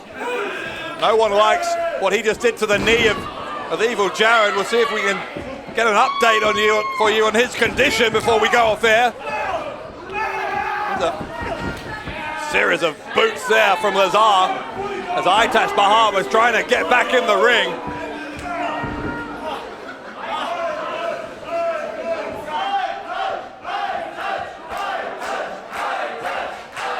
Listen to the support for Aytaç Bahar.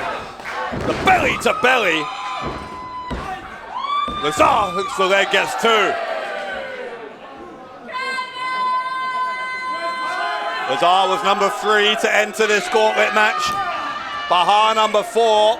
Lazar is on his 2nd match here already. Remember, there are 3 more people waiting in the wings.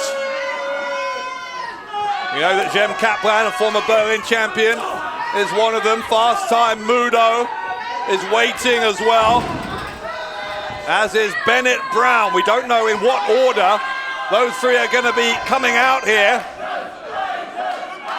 Whoever's next will face one of these two. At the moment it looks like it's going to be Lazar.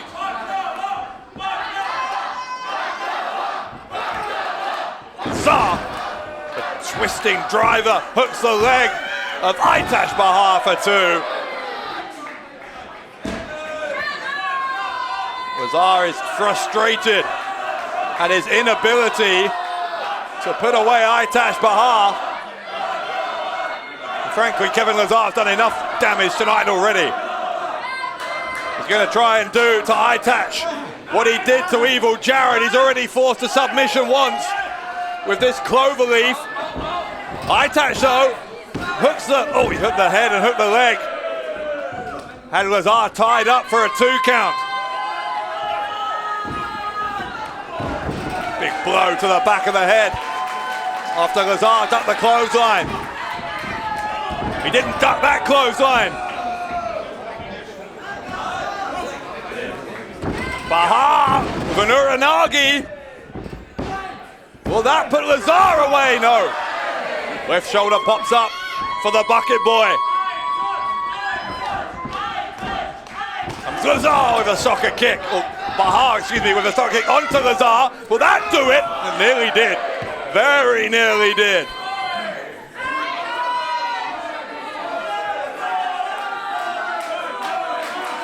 Aitash Bahar getting closer to putting away Kevin Lazar.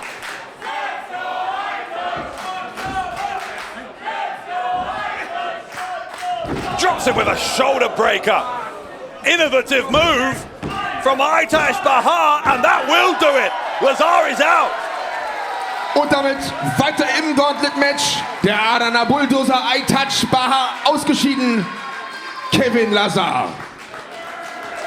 Auf dem Weg zum Ring, Teilnehmer Nummer 4. Who's number 5? Bennett Brown. Nummer 5 sogar.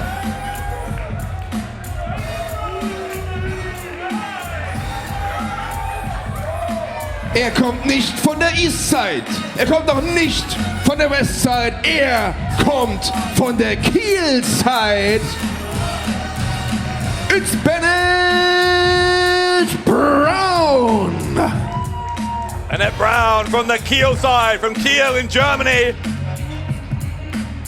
A newcomer here in GWF. We're going to see if he can very, very early in his GWF career find a way to become the #1 contender for the Berlin title. The only other time we've seen him here in the German Wrestling Federation was in the Battlefield match back in September. Sends Bahar into the corner here though, does Brown. Boot right to the side of the head. Big German suplex from Bennett Brown.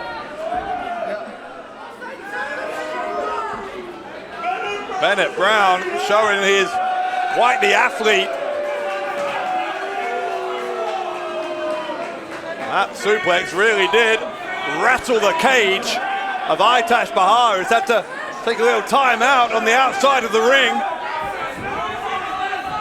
Brown's not going to wait. Here comes Brown. I thought he was going to launch. In the end, he just came through the ropes. Apparently not interested in giving these fans what they want. He's interested in what will gain him an advantage. What's he doing now? Telling fans to move out of the way. Trying to send Bahar into the... Well, I thought he was going to send him into the chairs, but instead it was all just about a power move. Well, I didn't realise that Bennett Brown was this unpleasant. Getting fans to move out of the way just because he can. He had no intention of throwing Aitash Bahar into those chairs. Gonna try and lift him. Not sure what Bennett Brown has in mind, but whatever it was, it didn't come to fruition. Bahar able to escape Leaping forearm there from Aytaç.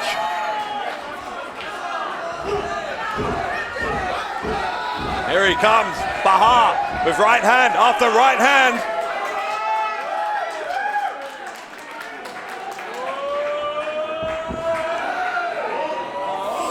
Now tried to launch himself. Not sure what he was planning. It didn't work though because Bahar's ended up deposited on the top turnbuckle courtesy of Bennett Brown.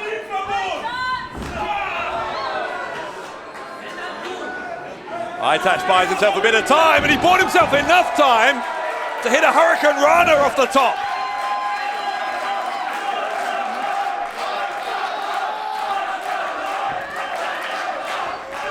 Aytaç Bahar may have just turned the tide here against Bennett Brown.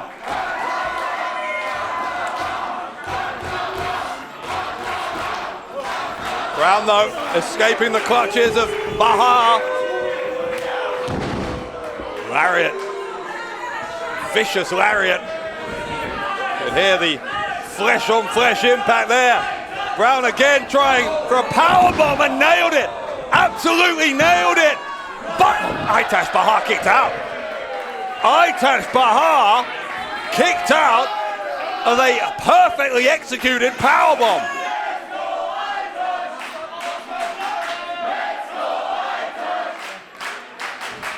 Bennett Brown remonstrating with the referee. Nothing wrong with what the referee did. He counted to 2 and then saw the kick out. Nothing wrong with the count. Simply a great escape from Bahar, who also escapes that fireman's carry. Over the top goes Bennett Brown. Bahar sits down, he's hooked the leg and he's taken Bennett Brown by surprise. Und weiterhin im Match. Aytaç Bahar, ausgeschieden, Bennett Brown. Bahar finds himself 2 wins away from being the #1 contender. Who's number 6 of 7 in the Gauntlet match? Teilnehmer Nummer 6.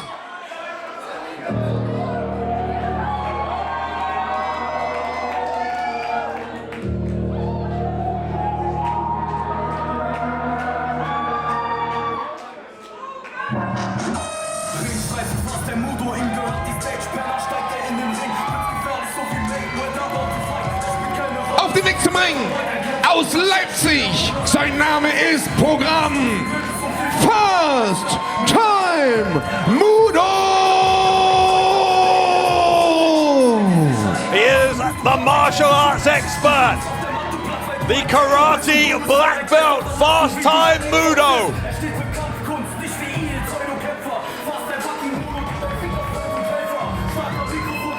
Mudo with a great draw, number 6 of 7. Ringfly, Runde 5. Bahar is far from fresh here, already faced Kevin Lazar, already faced Bennett Brown. Very sporting handshake from Fast Time Mudo, but Mudo will not show any mercy here to an opponent who has already been through the wars here in this Gauntlet match. That is the nature of the match. Bahar's going to have to show the kind of heart here that he showed against Toni Harting as a spinning heel kick from Mudo. Didn't hook the leg and Aytaç able to kick out.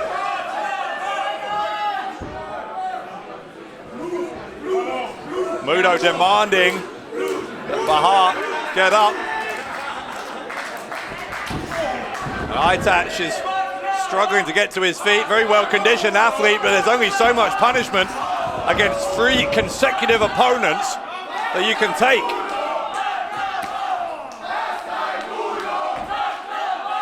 Those lethal kicks of Mudo already starting to have an effect. We just saw one to the back of the head of Aytaç.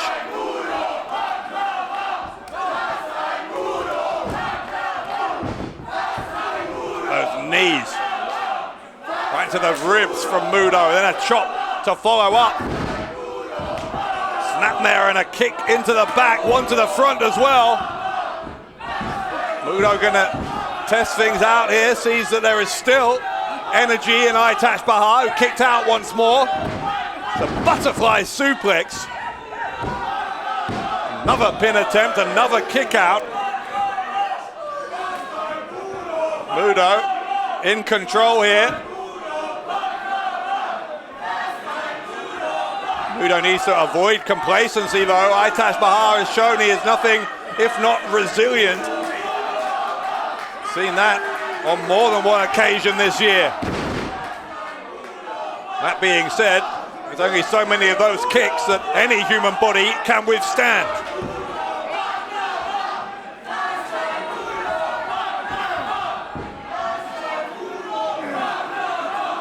Mudo's going to try to wear down Aytash Bahar. Cut off the circulation to the brain. Bahar knew he had to get to his feet quickly. That's what he did. He's got some body shots here. Looked like he was going to get free, but here come those quick fire strikes again from Mudo. There's a knee right into the temple. Mudo may have knocked out Aytash, and Bahar just about on instinct alone kicked out. There's a double underhook face buster from Mudo. Will that take out Aytash? No. No, it will not.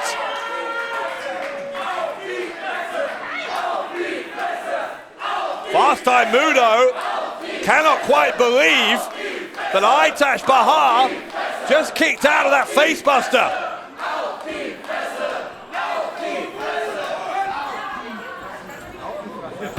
Mudo about to bring out the heavy artillery. Lining up here for the black belt kick. Bahar had it scouted, moved out of the way. The DDT from Aytash Bahar.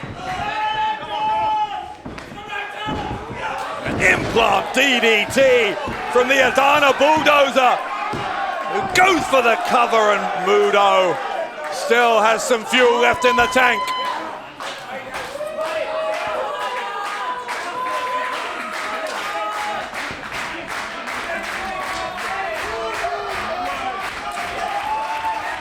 What a gauntlet match this has been. We're still not done. This is the penultimate of the contest. We know that Jem Kaplan awaits the winner of this fall. Mudo takes the leg away of Aytash Bahar. Here come the kicks. Every one of those strikes with laser-like precision. World-class martial artist, as Aytash is finding out. Oh my God, there's the black belt kick from nowhere, and Aytash is knocked out. Ausgeschieden aus dem Gauntlet-Match Aytash Bahar. Weiter dabei, Fast Time Mudo. And then there were two. It's either Fast Time Mudo or the man we're about to meet, who will be the #1 contender.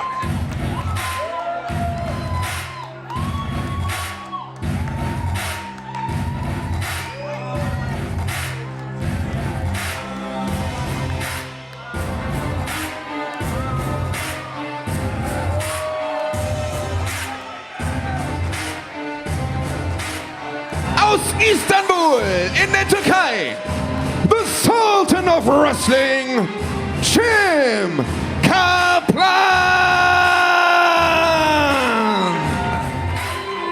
Jem Kaplan in 2018 and 2019 spent the best part of the year, 266 days, as Berlin Champion. Es geht um den #1 Contendership auf den Berlin Championship. Das heißt, der Sieger in diesem Kampf trifft am 9. Januar bei GWF Strike Hard, Strike First, Strike Hard 2 auf den amtierenden Champion Mike Di Vecchio. Ringfrei, Runde 6. Our ring announcer once again reminding the crowd of the stakes here. Not that either of these two gentlemen in the ring needed reminding. The Sultan of Wrestling, Jem Kaplan, is the fresher of the two.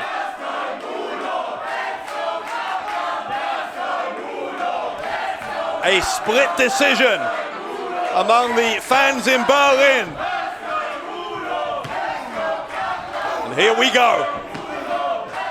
The martial arts expertise of Fast Time Mudo. The strength, the conditioning of Jem Kaplan, who will be the #1 contender for the Berlin title.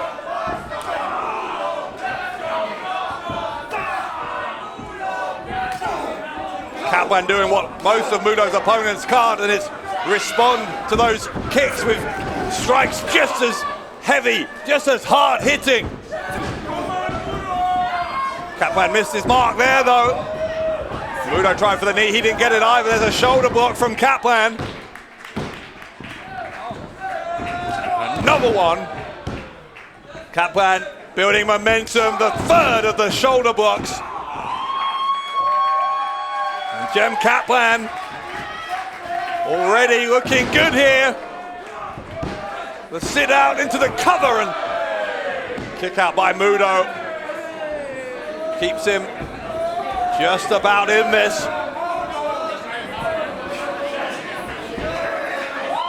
Kaplan's going to look for a Sultan smash maybe. Couldn't get it, there's a roll up. The roll up and a kick out. Oh wow. Discus elbow from Jem Kaplan. Mudo might be out. He's certainly groggy.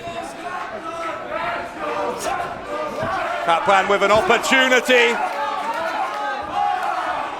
Mudo battling back. Both these men with the heart of a champion, no doubt about that. Oh my. Big suplex from Kaplan. Kaplan will go for the cover and a kick out. Last time Mudo holds on. Kaplan with the knees into the stomach. Will that do it? No, it won't. Jem Kaplan. 40 are put away. Fast time Mudo. Only one of these two can advance to strike first, strike hard too on the 9th of January. Mike Vecchio, I'm sure, will be watching this back in the locker room on a monitor. He's about to find out who will be the first challenger to his newly won Berlin title. Oh, DDT!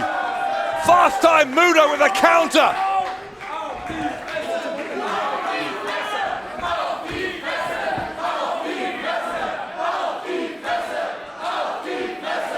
Mudo, the DDT buying him a few precious seconds here.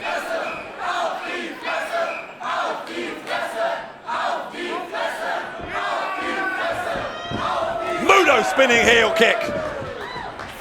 Here he comes, a low uppercut. Mudo with the cry of a warrior. Double foot stomp to Kaplan. The impact on the lower back of Kaplan. Inhuman. And Mudo looking to follow it up. Looking for the black belt kick. Kaplan moved out of the way. Kaplan, oh my, what a clothesline. What a clothesline from Jem Kaplan.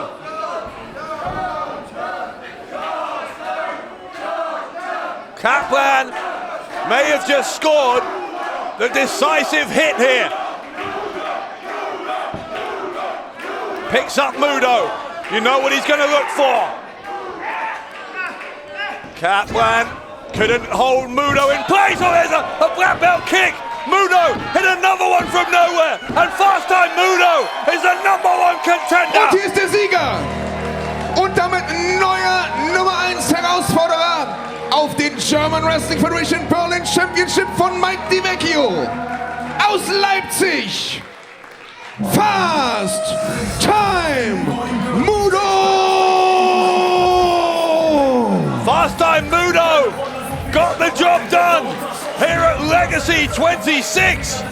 And in January, Fast Time Mudo could be the Berlin champion.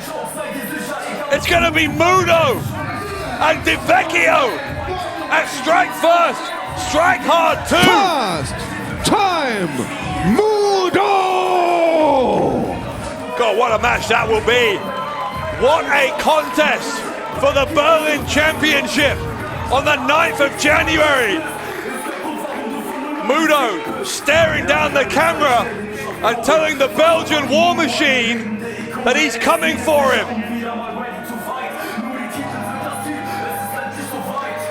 My word, what a mouth-watering prospect.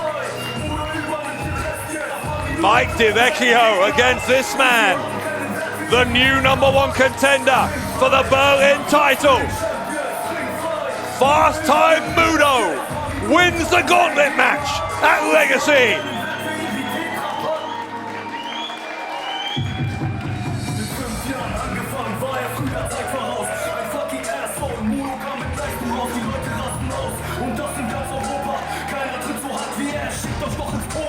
Das nächste Match ist angesetzt auf einen Fall und es ist ein Hardcore-Match. Das bedeutet, in diesem Kampf gibt es keine Disqualifikation, kein Auszählen, kein Countout. Alles ist erlaubt.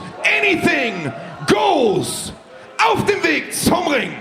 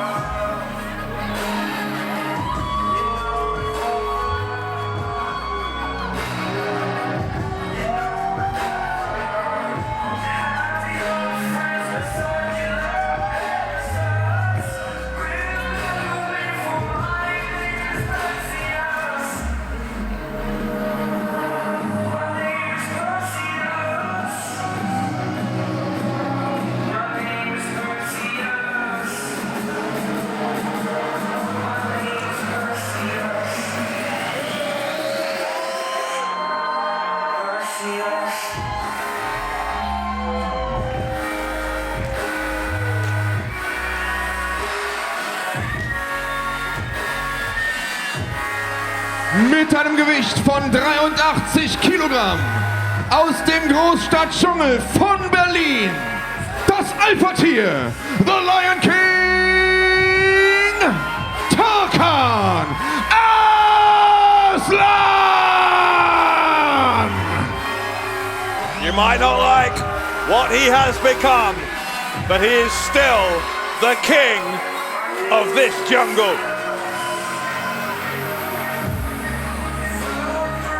Und sein Gegner.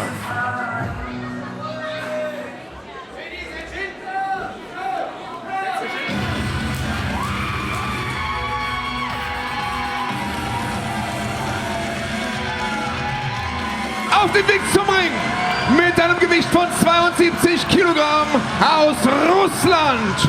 This is Crowchester. Crowchester bringing with him a steel chair, and that is symbolic because at Chaos City, in the Chaos City match, it was a betrayal with a steel chair from Tarkan Aslan that cost Crowchester's team the match. And that is where this deep-seated, hateful rivalry between these two was born.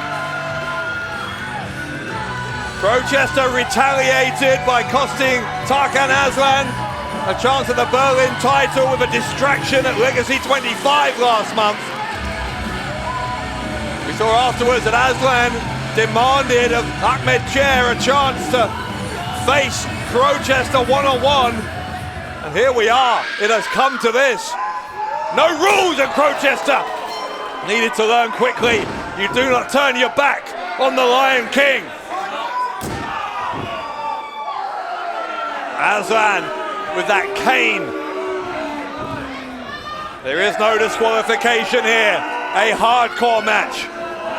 Really, the referee's job is simply to count to 3 or to register the submission. Everything else is legal. No one is obliged to adhere to rope breaks. No one is obliged to make this a wrestling match. This can be a fight, and that is what it is so far. Aslan misses with the cane. Here comes Crowchester. Crowchester with an uppercut. Crowchester again, that pent-up rage dating back to Chaos City. Starting to explode now out of Crowchester as he drop kicks Aslan in the face. Tarkan Aslan bailing to the outside.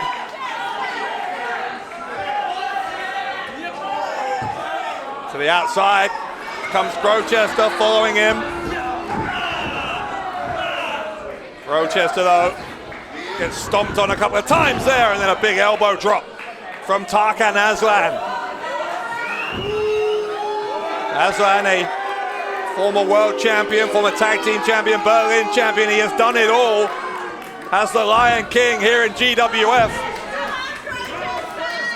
Whatever you might think of him at the moment, and most of our opinions of him are not high, given the betrayal that he perpetrated at Chaos City.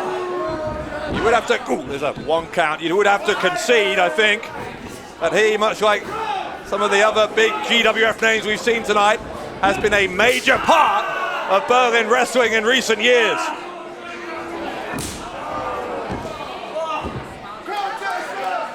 Crowchester hoping to build his own legacy here in GWF, but first he has to dispel this demon, exorcise Tarkan Aslan, get the revenge that he needs.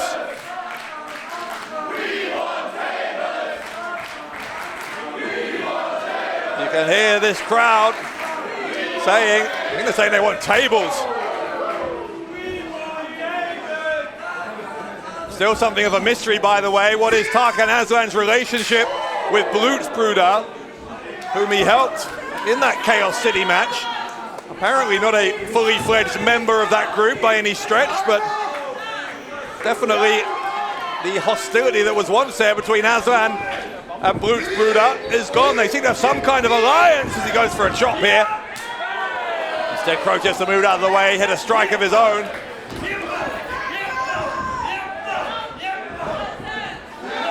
So, kick attempt from Crowchester, but Aslan sweeps the leg. A knee to the side of the head.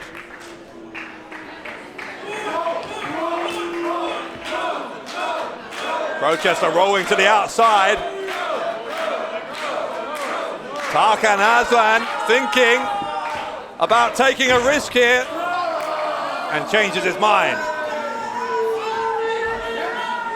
Aslan no longer interested in pleasing the crowd, apparently, as he gets dropped face first on the ring apron. There's a swinging kick to the face as well.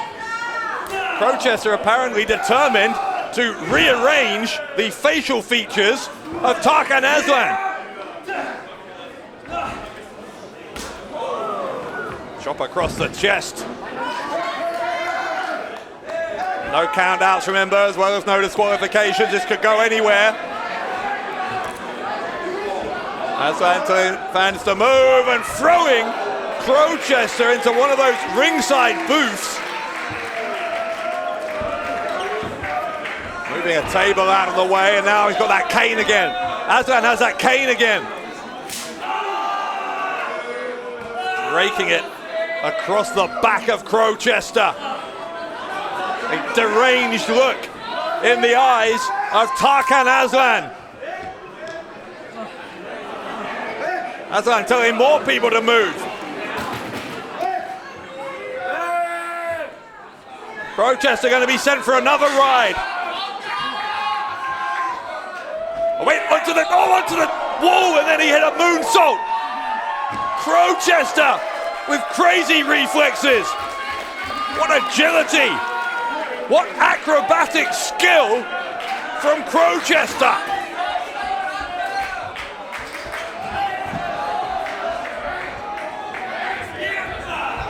Now they're up in the crowd. This one is going everywhere in Fessau-Kreuzberg. A match this violent, this intense. Don't know how long this can last between these two, but both of them venting their frustrations in the most physical way imaginable. Tarkan Aslan is ruthless. He'll end a career if it suits him. It would certainly suit him to rid himself of Crowchester.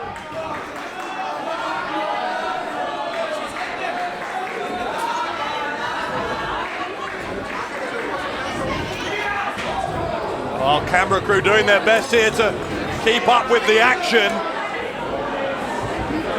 What is going on? Crowchester is climbing up to that upper level.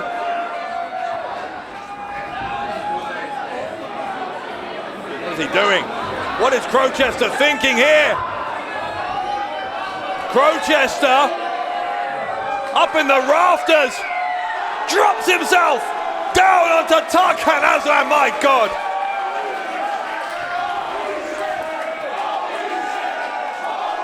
Is there any risk that Crowchester will not take to teach Tarkan Aslan a lesson?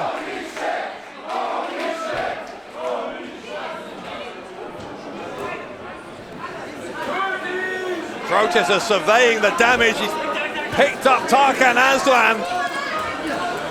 Aslan being rolled back into the ring. This has got to be over. This has got to be over. Crowchester looking to defeat the Lion King. And kick out. Kick out by Aslan. Maybe the time it took for Crowchester to get Aslan back to the ring may have been this saving grace there. But is it a temporary reprieve for Tarkan Aslan? Aslan finding a second wind, or at least he was. There's a, goodness me, twisting neck breaker from Crowchester onto Aslan.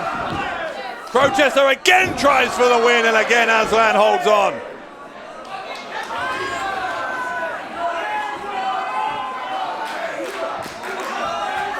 Absolute mayhem from the opening bell here in this hardcore match.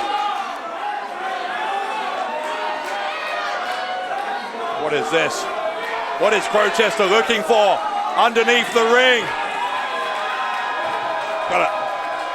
It's a tabletop.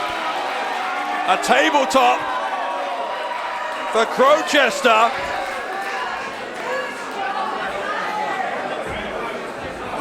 Crowchester bringing that wooden tabletop, dropping it up in the corner.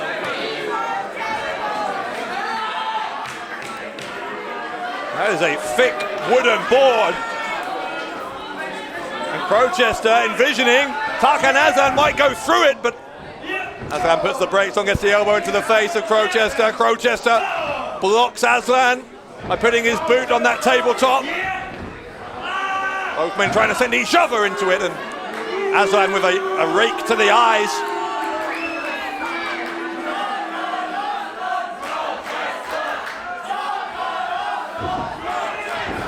Crowchester able to send Aslan into the corner. Aslan got the elbows up. And now Crowchester sent away in opposite corners, but Crowchester charges again. Aslan moving just in the nick of time. And now Aslan's got him up with a sit-out powerbomb. Will that do it for Aslan? No, it will not. No, it will not.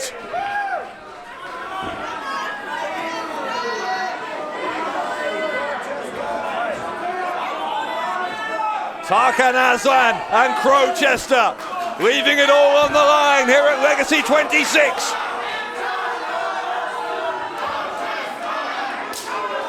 Aslan's got another one of those canes. already welts across the back of Crowchester from the damage that Aslan has already done. He is unleashing some more punishment here. What's he doing? Snap that cane in two. Aslan apparently saying he doesn't need it. The arrogance of the Lion King. Crowchester eyeball to eyeball with the man who smashed him in the face with that chair at Chaos City, busted his nose open. These two removing their wrist tape.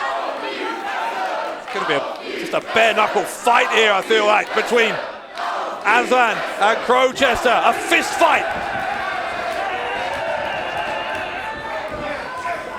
Hatred uncontained between Crowchester and Tarkan Aslan.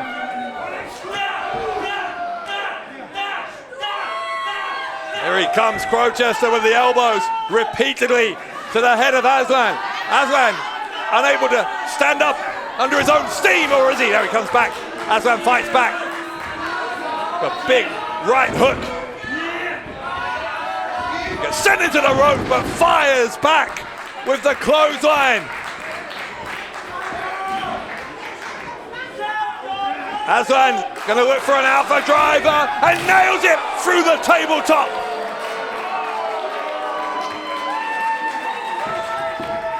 Crowchester went through the table. Aslan with the pin. Oh my word. Crowchester kicked out. Crowchester kicked out.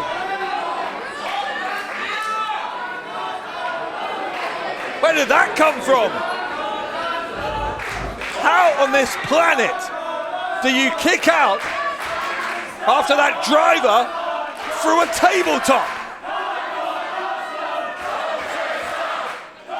That was a thick wooden board that the body of Crowchester crashed through, and still he's in the match. As I'm going to look for an alpha cutter. It's a kick from Crowchester, a second super kick. It's a running knee. Aslan's down to his knees. Where's Crowchester going? Crowchester looking for poetic justice here at Legacy. He will do unto others what others did to him, specifically what Tarkan Aslan did. Aslan's begging off.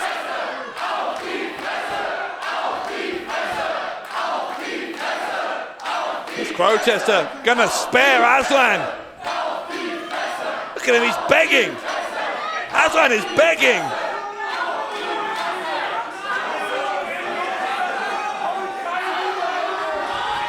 He's on his feet. Steel chair to the head of Tarkan Aslan. Crowchester with the pin, and Aslan kicked out. Good God, this is unreal. Unreal.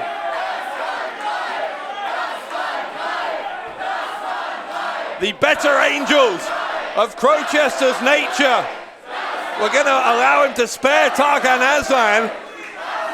Aslan tried to exploit that moment of weakness, but in the end he had a chair shot. He's still in the match.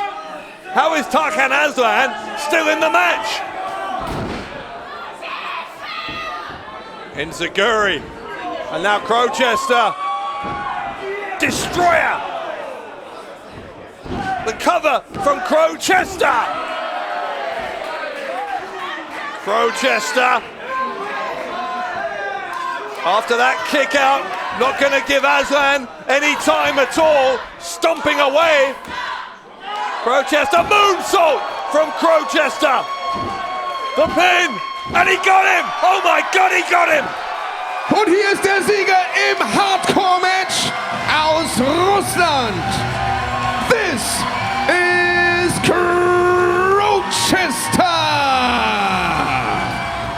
Crowchester with the biggest win of his career against the Lion King. Revenge is served for Crowchester against Tarkan Aslan.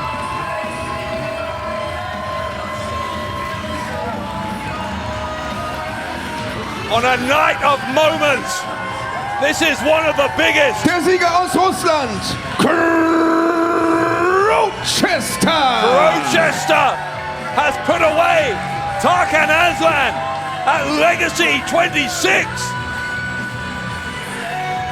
And of course, we're still not done here, because there is another piece of business to take care of tonight in Berlin.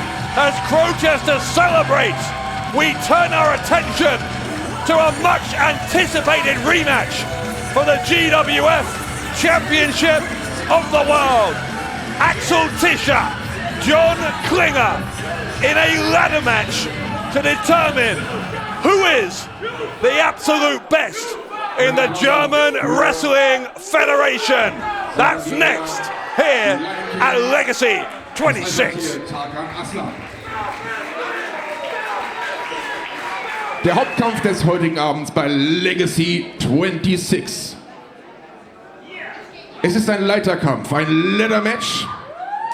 Und es geht um den German Wrestling Federation World Championship. Auf dem Weg zum Ring.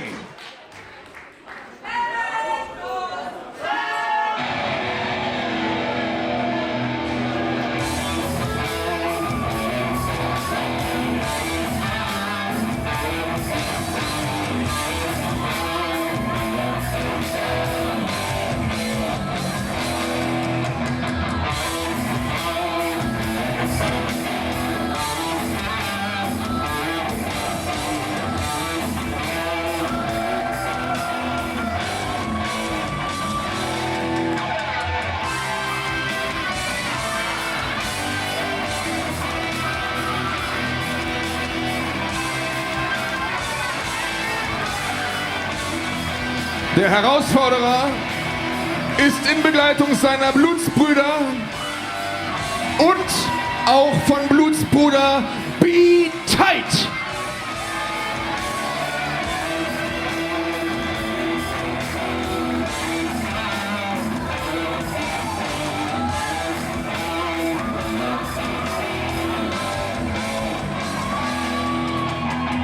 Here he comes. The man who was the world champion for 925 days. Flanked by Orlando Silva, Erkan Sulcani, and you saw as well honorary Blutsbrüder member Be Tight, who has been influential, a deciding factor in fact, in Blutsbrüder matches in the past. Will the members of Blutsbrüder play a role here in this ladder match?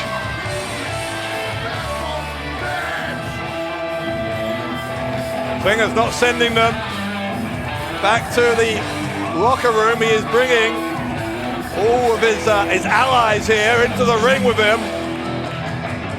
I guarantee you, his opponent will come alone. Der Herausforderer in Begleitung seiner Blutsbrüder Erkan Sulcani, Orlando Silva und Be Tight.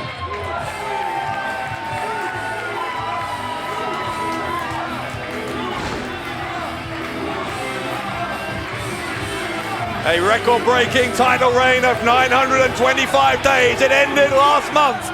Can he start a new one here tonight?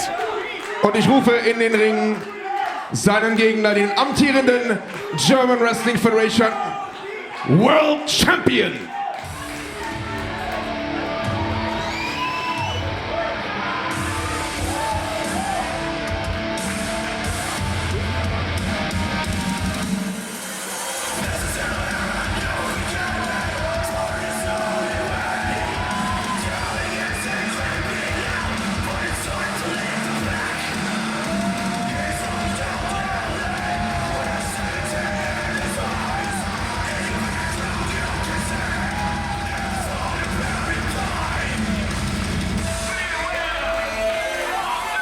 The new world champion is not wearing the championship gold, and that is because The title belt is hanging above the ring.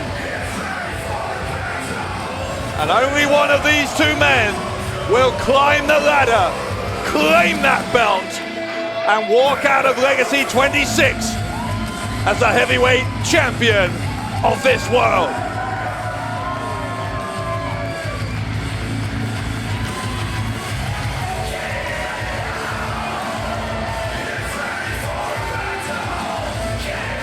The Axeman cometh to face down Blutsbrüder once more.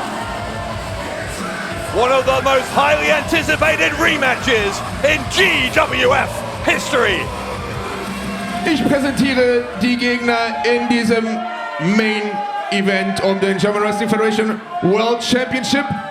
Dort oben hängt er und er kann nur gewonnen werden mit der Leiter. Derjenige, der ihn abnimmt, ist dann World Champion der German Wrestling Federation. Ich stelle vor, zu meiner Linken mit einem Kampfgewicht von 110 Kilogramm aus Bad Bone City, the most dangerous man in European Wrestling, the opportunist, der Blutsbruder, John Bad Bones Klinger!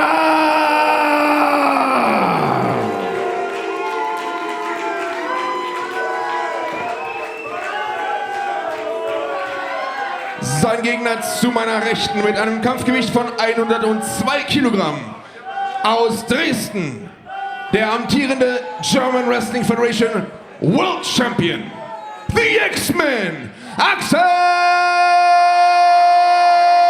Tischer! It has been an unforgettable night in Berlin. The Tag Team Championships have changed hands. The Berlin Championship has changed hands. Will we complete the set? Will we see John Bad Bones Klinger regain that championship with which he has become synonymous? Knee right to the midsection of Tischer early on. Axel Tischer, after several years away, of course, competing for WWE all around the world, back here in Germany, where he has very quickly climbed back to the top of the mountain here in the German Wrestling Federation. He's able to escape Klinger there and send Klinger face first into the top turnbuckle. Remember, much like our hardcore match a few moments ago, no disqualification, no count out, but unlike that match, the only way to win this one is to climb that ladder and to claim the title and become, or remain in the case of Tischer, the world champion.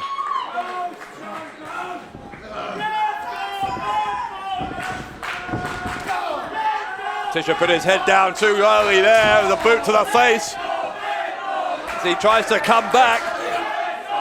But it is Klinger who's able to lift Tischer, drops the back of his head on the knee.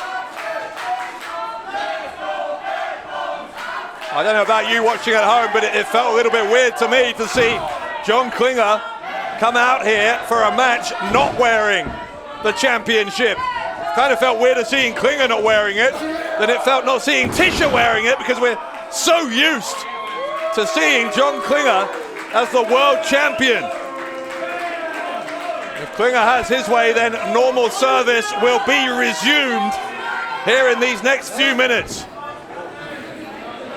One of the most dangerous matches in the wrestling world is the ladder match. This is the first ladder match that we have had in GWF since June of 2016. Over 5.5 years ago, as Klinger with the suplex drops Tischer on the back of his head. And it looks like Klinger might be the first to attempt to bring the ladder into the equation.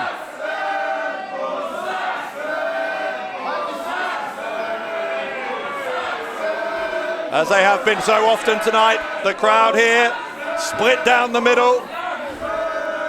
You can hear some support for Klinger, plenty of support for Tischer as well. Tischer not going to allow Klinger to bring the ladder into the ring on his terms. They're both up on the stage. There's an eye rake from Klinger. Klinger's going to use that ladder as a weapon right into the midsection. Remember, it's all legal. The only rule here is that someone must climb that ladder, must claim that championship. What a way to round off our celebration of 26 years of Berlin wrestling. Two of the absolute best in the world competing for the biggest prize that GWF has to offer.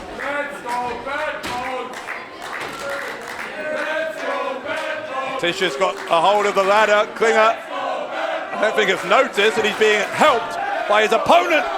Now he notices. Tischer going to unload with some strikes there on Klinger. Klinger did much of the work bringing the ladder to ringside.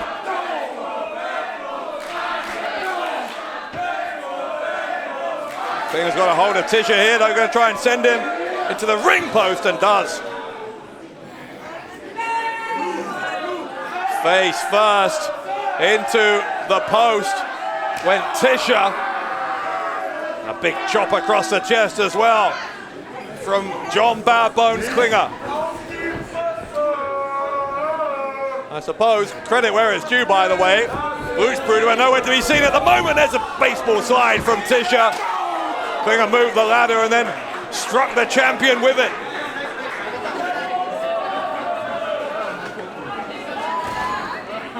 It is on an absolute knife edge here. Who is going to walk out of Festsaal Kreuzberg as the world champion?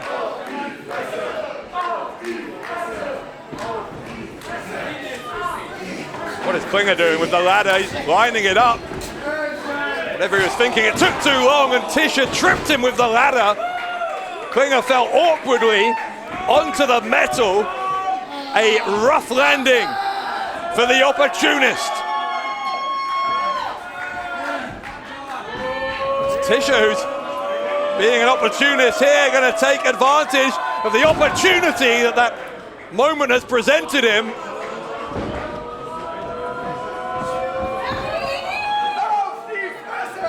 Tischer with a drop kick.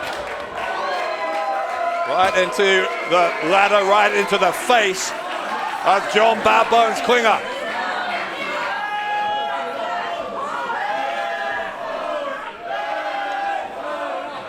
Tischer now setting up the ladder, staring up at the championship he worked so hard to earn. Absolutely not prepared to let it slip through his fingers on this first defense, but Klinger equally determined that that is exactly what will happen as he drags Tischer off the ladder. Tischer with an uppercut though. And another one right into the jaw of John Klinger. Klinger, animalistic, barbaric when he has to be.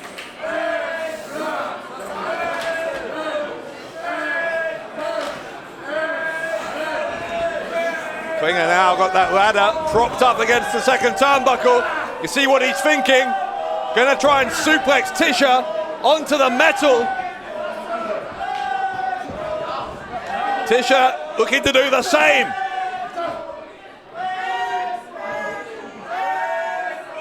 Kind of a stalemate here. Klinger eventually gets the suplex, but fortunately, I guess, for Tischer, it was in a direction that was not going to result in him landing on the ladder. Although I doubt Axel Tischer feels very fortunate right now.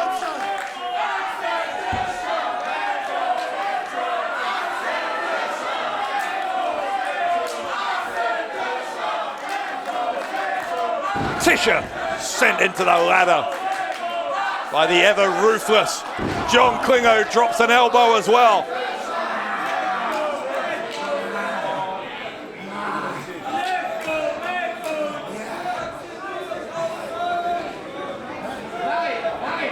If you're a Blutsbrüder fan, the good news is that John Klinger has come here focused. He has come here determined, it seems, to take back that championship that he believes is rightfully his.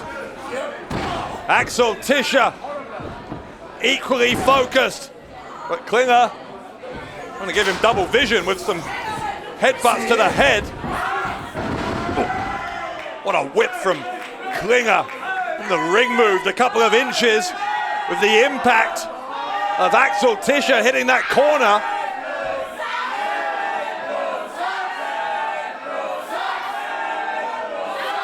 Klinger thinks he might have done enough.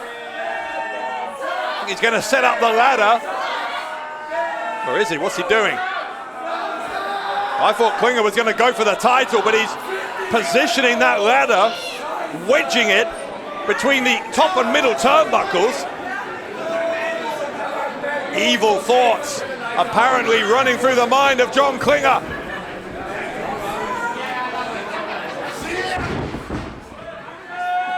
Tischer holding on. Klinger's going to try and send Tischer into the ladder. Shot from Klinger, will that weaken the resistance? Yes, it will, and Tischer went really hard. The middle of his back into those steel rungs.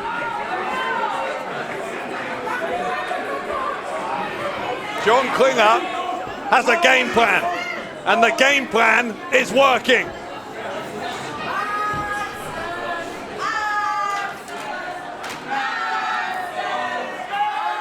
He's kicked Tischer to the outside, and now maybe Klinger will try and climb that ladder. Setting it up. He's got plenty of time, I think. Tischer hasn't moved. Klinger inching ever closer to the title that was his for 925 days, but here comes Tischer. Tischer's not done. Axel Tischer is not done.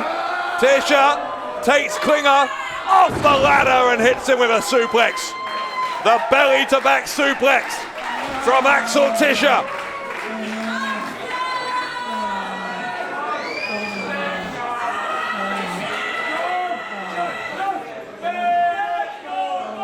Klinger down, Tischer down. That's smart from Klinger. Tischer was going to be first back to his feet. Klinger made sure that the ladder was not in position for the champion.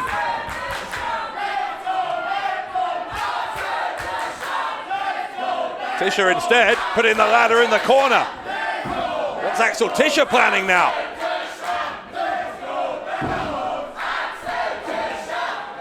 Blow for blow, middle of the ring. Champion and challenger for the World Championship.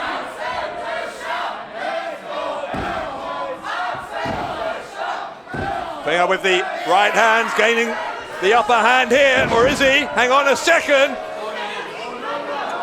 Tischer gonna slingshot Klinger into the ladder. Klinger is down. Klinger rebounding off that ladder. And Tischer drops it on him.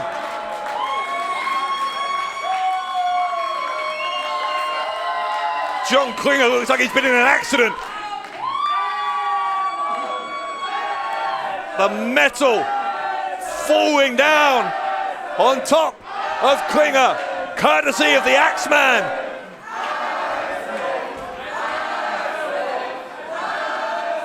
Now it is Tischer's chance to climb.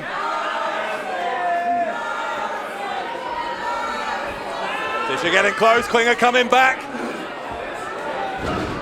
And just as Tischer got there at the last moment, a few seconds ago, a few minutes ago now, I guess, now Klinger does the same. Both men really living on the edge here in terms of, living on the edge in terms of giving their opponent the opportunity to get close. Tischer again, just repositioning that ladder, try and make it slightly easier for himself. Tischer has got his fingertips on the belt, but hang on.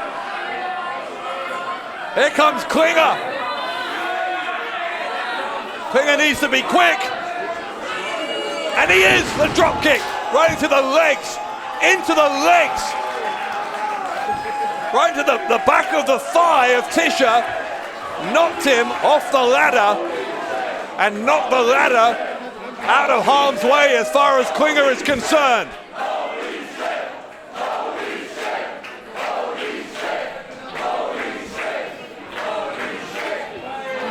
Axel Tischer looks hurt, you know.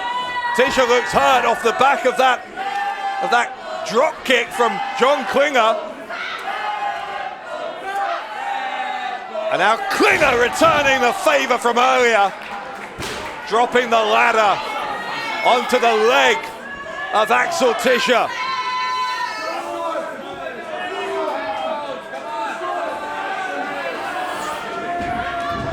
Oh, Klinger's not done. Klinger's not done.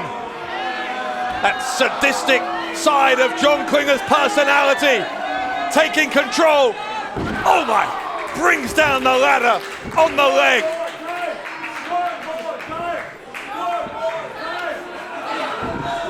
Klinger would end Tischer's career if he could. He wouldn't lose any sleep over it whatsoever. Again, bringing it down.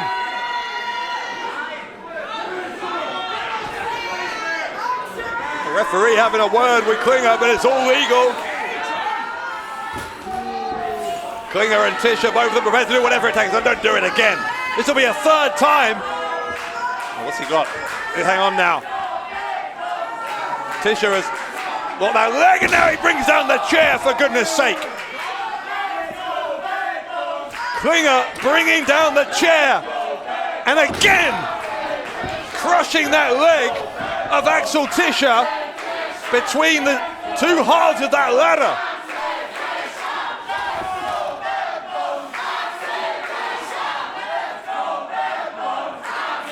How much physical punishment are these two prepared to put each other through in pursuit of the World Championship?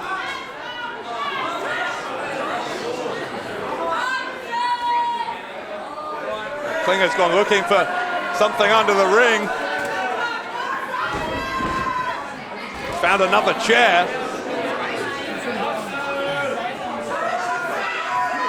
Whether that's what he was looking for, I don't know, but Tischer in no danger of climbing the ladder because, what's this, a smaller ladder.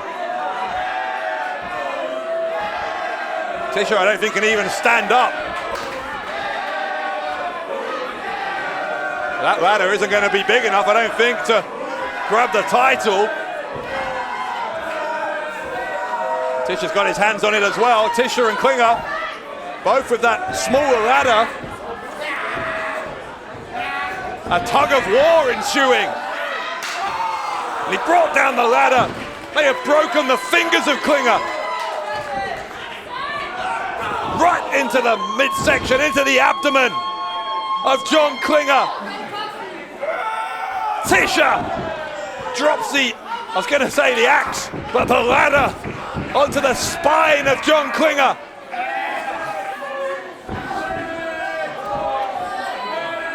Tischer's almost having to use that ladder as a crutch. Tischer seems unable to put much weight on that leg that Klinger targeted.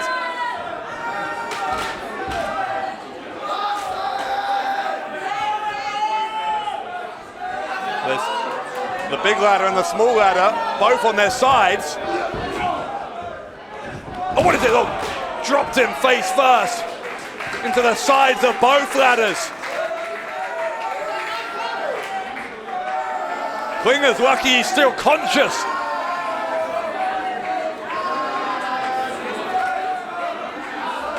Tischer quickly assessing, but that small ladder won't be enough. And instead, Tischer gonna, I think, try once more to position the larger of the two ladders.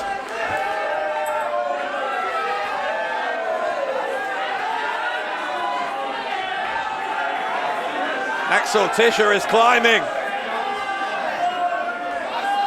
Tischer getting closer. There's that chair that Klinger brought in, and he swings it across the back of the champion.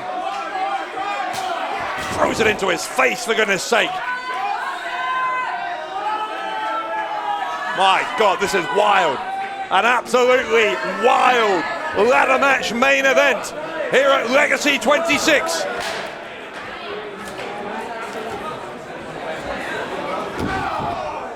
Again, bringing the chair down, that hard edge of the chair into the shoulder of Tischer, I think.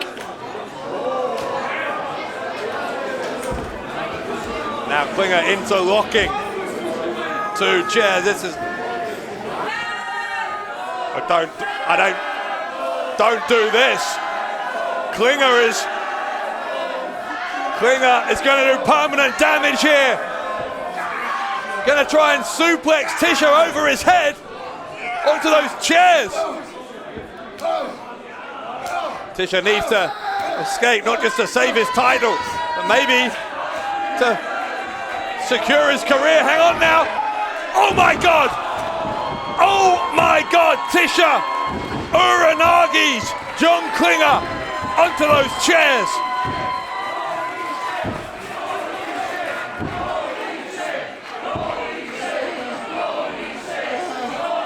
My God, John Klinger. How much damage has been done to his back?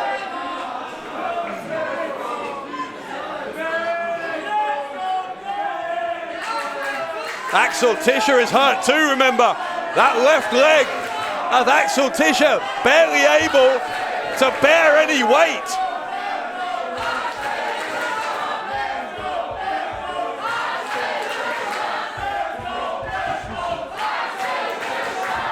Tischer though is first up. I'm surprised Klinger's moving at all. But I'm surprised Tischer can walk. Superhuman, the effort from both of these men. Klinger's got that smaller ladder in his hands. Klinger with the elbow, a couple of elbows to the ear.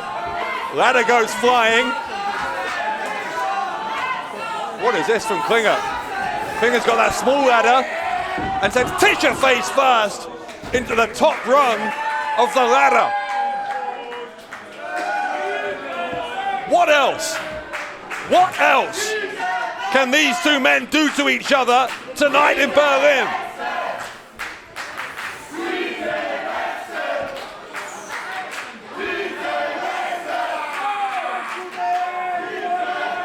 Klinger, I think, is looking for a pile driver. John Klinger going to try and dump Tischer on his head. It's a code breaker. Klinger will try again. Gets him with the pile driver. The neck of the champion compressed. And Axel Tischer is barely moving.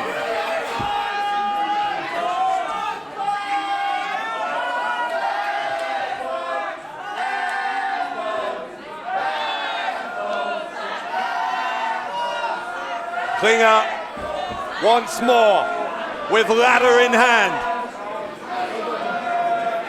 Well, that ladder's not in the middle of the ring. He's not going to be able to reach the belt from there.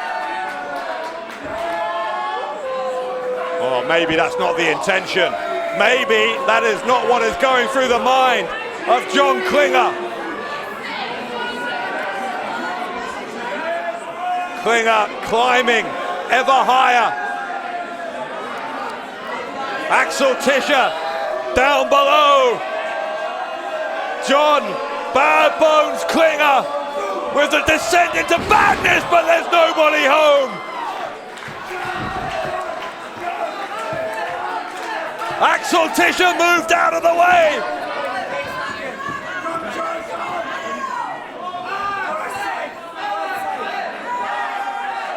And now Tischer with his chance.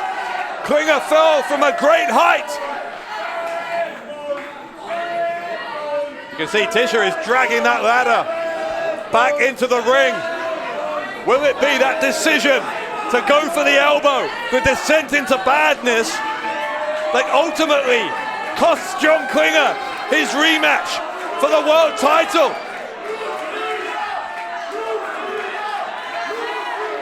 Axel Tischer with his hand on the belt. Oh, here come Blutsbrüder. Here come Blutsbrüder. Blutsbrüder, they just couldn't keep their noses out, could they?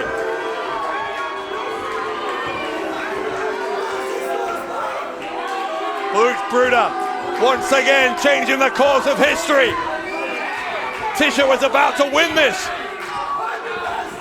Sulcani collides with Silva.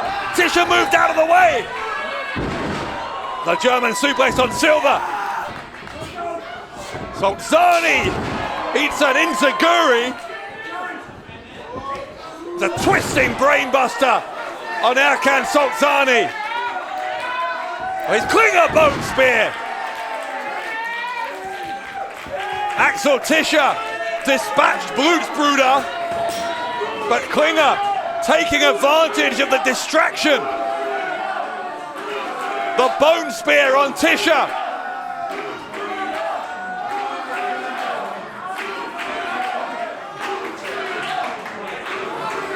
Tischer is down.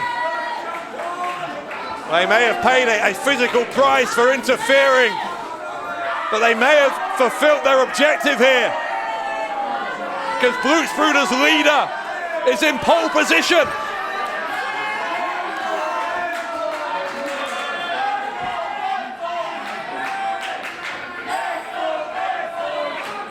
Klinger is starting to climb. Tischer is back to his feet. Klinger, I don't think, simply didn't have enough energy to make the most of that chance. Kicks Tischer away, still he's climbing. And Tischer will sweep the leg. Hits him with the uppercut on the way down. Axel Tischer, he could have had the ring to himself there. And now he realizes. Does he? What's he doing? Tischer got that ladder above his head and drops it on Blutsbrüder. That might be smart. That might be very, very clever indeed from Axel Tischer. But that has wiped out, I think, the remaining members of Blutsbrüder. Ooh. Maybe it hasn't. Sulcani is still fighting. This is insane. It's 3-on-1 odds here that Tischer is having to fight. Notice B tight doesn't want any piece of Axel Tischer. Klinger and Sulcani and Silva doing a number here on the world champion. How much longer will Axel Tischer be the world champion if this continues? This is crazy. This is crazy. Chair from Silva. Well, there was some support in here for Blutsbrüder, but that I think has evaporated now. There is injustice playing out in front of the eyes of these fans here in Kreuzberg.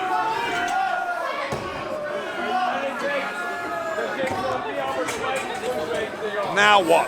Klinger is rearranging the furniture at ringside. I've got no idea what John Klinger is trying to do here.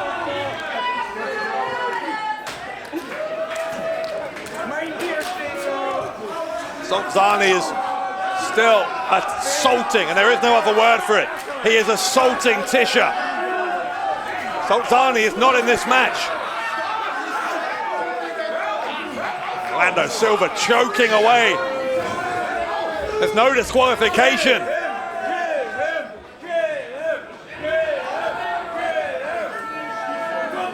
Well, this is just a mugging, an absolute mugging of Axel Tischer.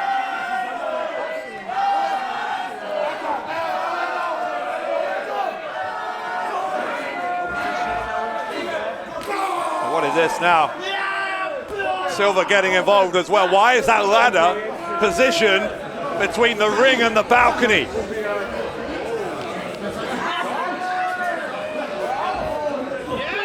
Don't tell me they're going to try for a triple powerbomb. Tischer! Oh my God! Good God, they might have ended his career. That was sickening. Absolutely sickening. We need help. That ladder has been distorted, but I mean, who cares? This is bigger than a ladder match. Axel Tischer is... I don't know if Axel Tischer is going to be the same again after that from Klinger. Referee's checking on Tischer, but now where are Blutsbrüder going? Haven't they done enough damage? They've gone to get another ladder. They've gone to get a fresh ladder for their leader.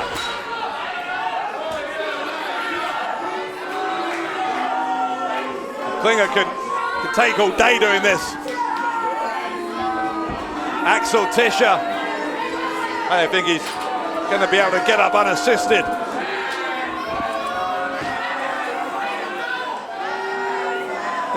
We've seen some injustices at the hands of Blutsbrüder in the past, 3 years or so, but this is something else that they are perpetrating here at Legacy 26. Vile. John Klinger will see this as some kind of crowning moment. John Klinger about to reclaim the GWF World title. Wait, Tischer's up. How on earth? Axel Tischer on his feet. Klinger launched over the top rope onto Blutsbrüder.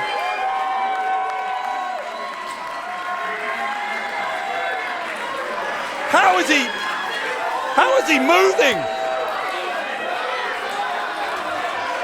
Axel Tischer back from the dead here.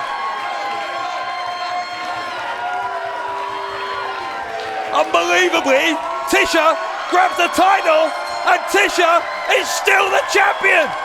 Und hier ist der Sieger im Leitermatch und damit weiterhin German Wrestling Federation World Champion aus Dresden, the X-Men, Axel Tischer.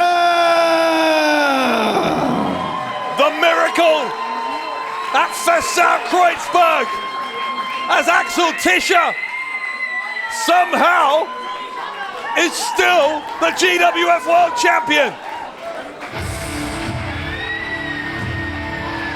Berlin, was für ein Leiterkampf und was für ein... This is unreal. I don't know if I have the words to describe what we have just seen from Axel Tischer. Axel Tischer! Tischer survives the most vicious powerbomb through a ladder I think any of us have ever witnessed.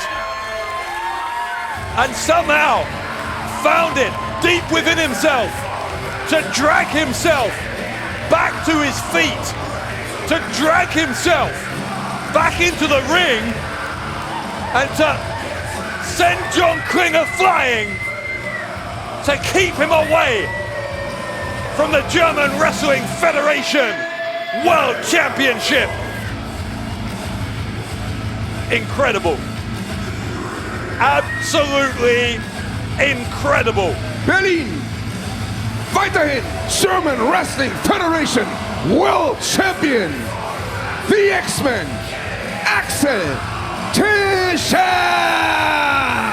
Axel Tischer defies the odds, somehow escapes Blutsbrüder, who threw everything, and I mean everything, at Axel Tischer. But the Axeman walks out of Legacy, still the world champion. For all of us here in Berlin, this is Dave Bradshaw saying good night from Festal Kreuzberg and good night from GWF Legacy 26. Axel, Tischer, German Wrestling Federation World Champion.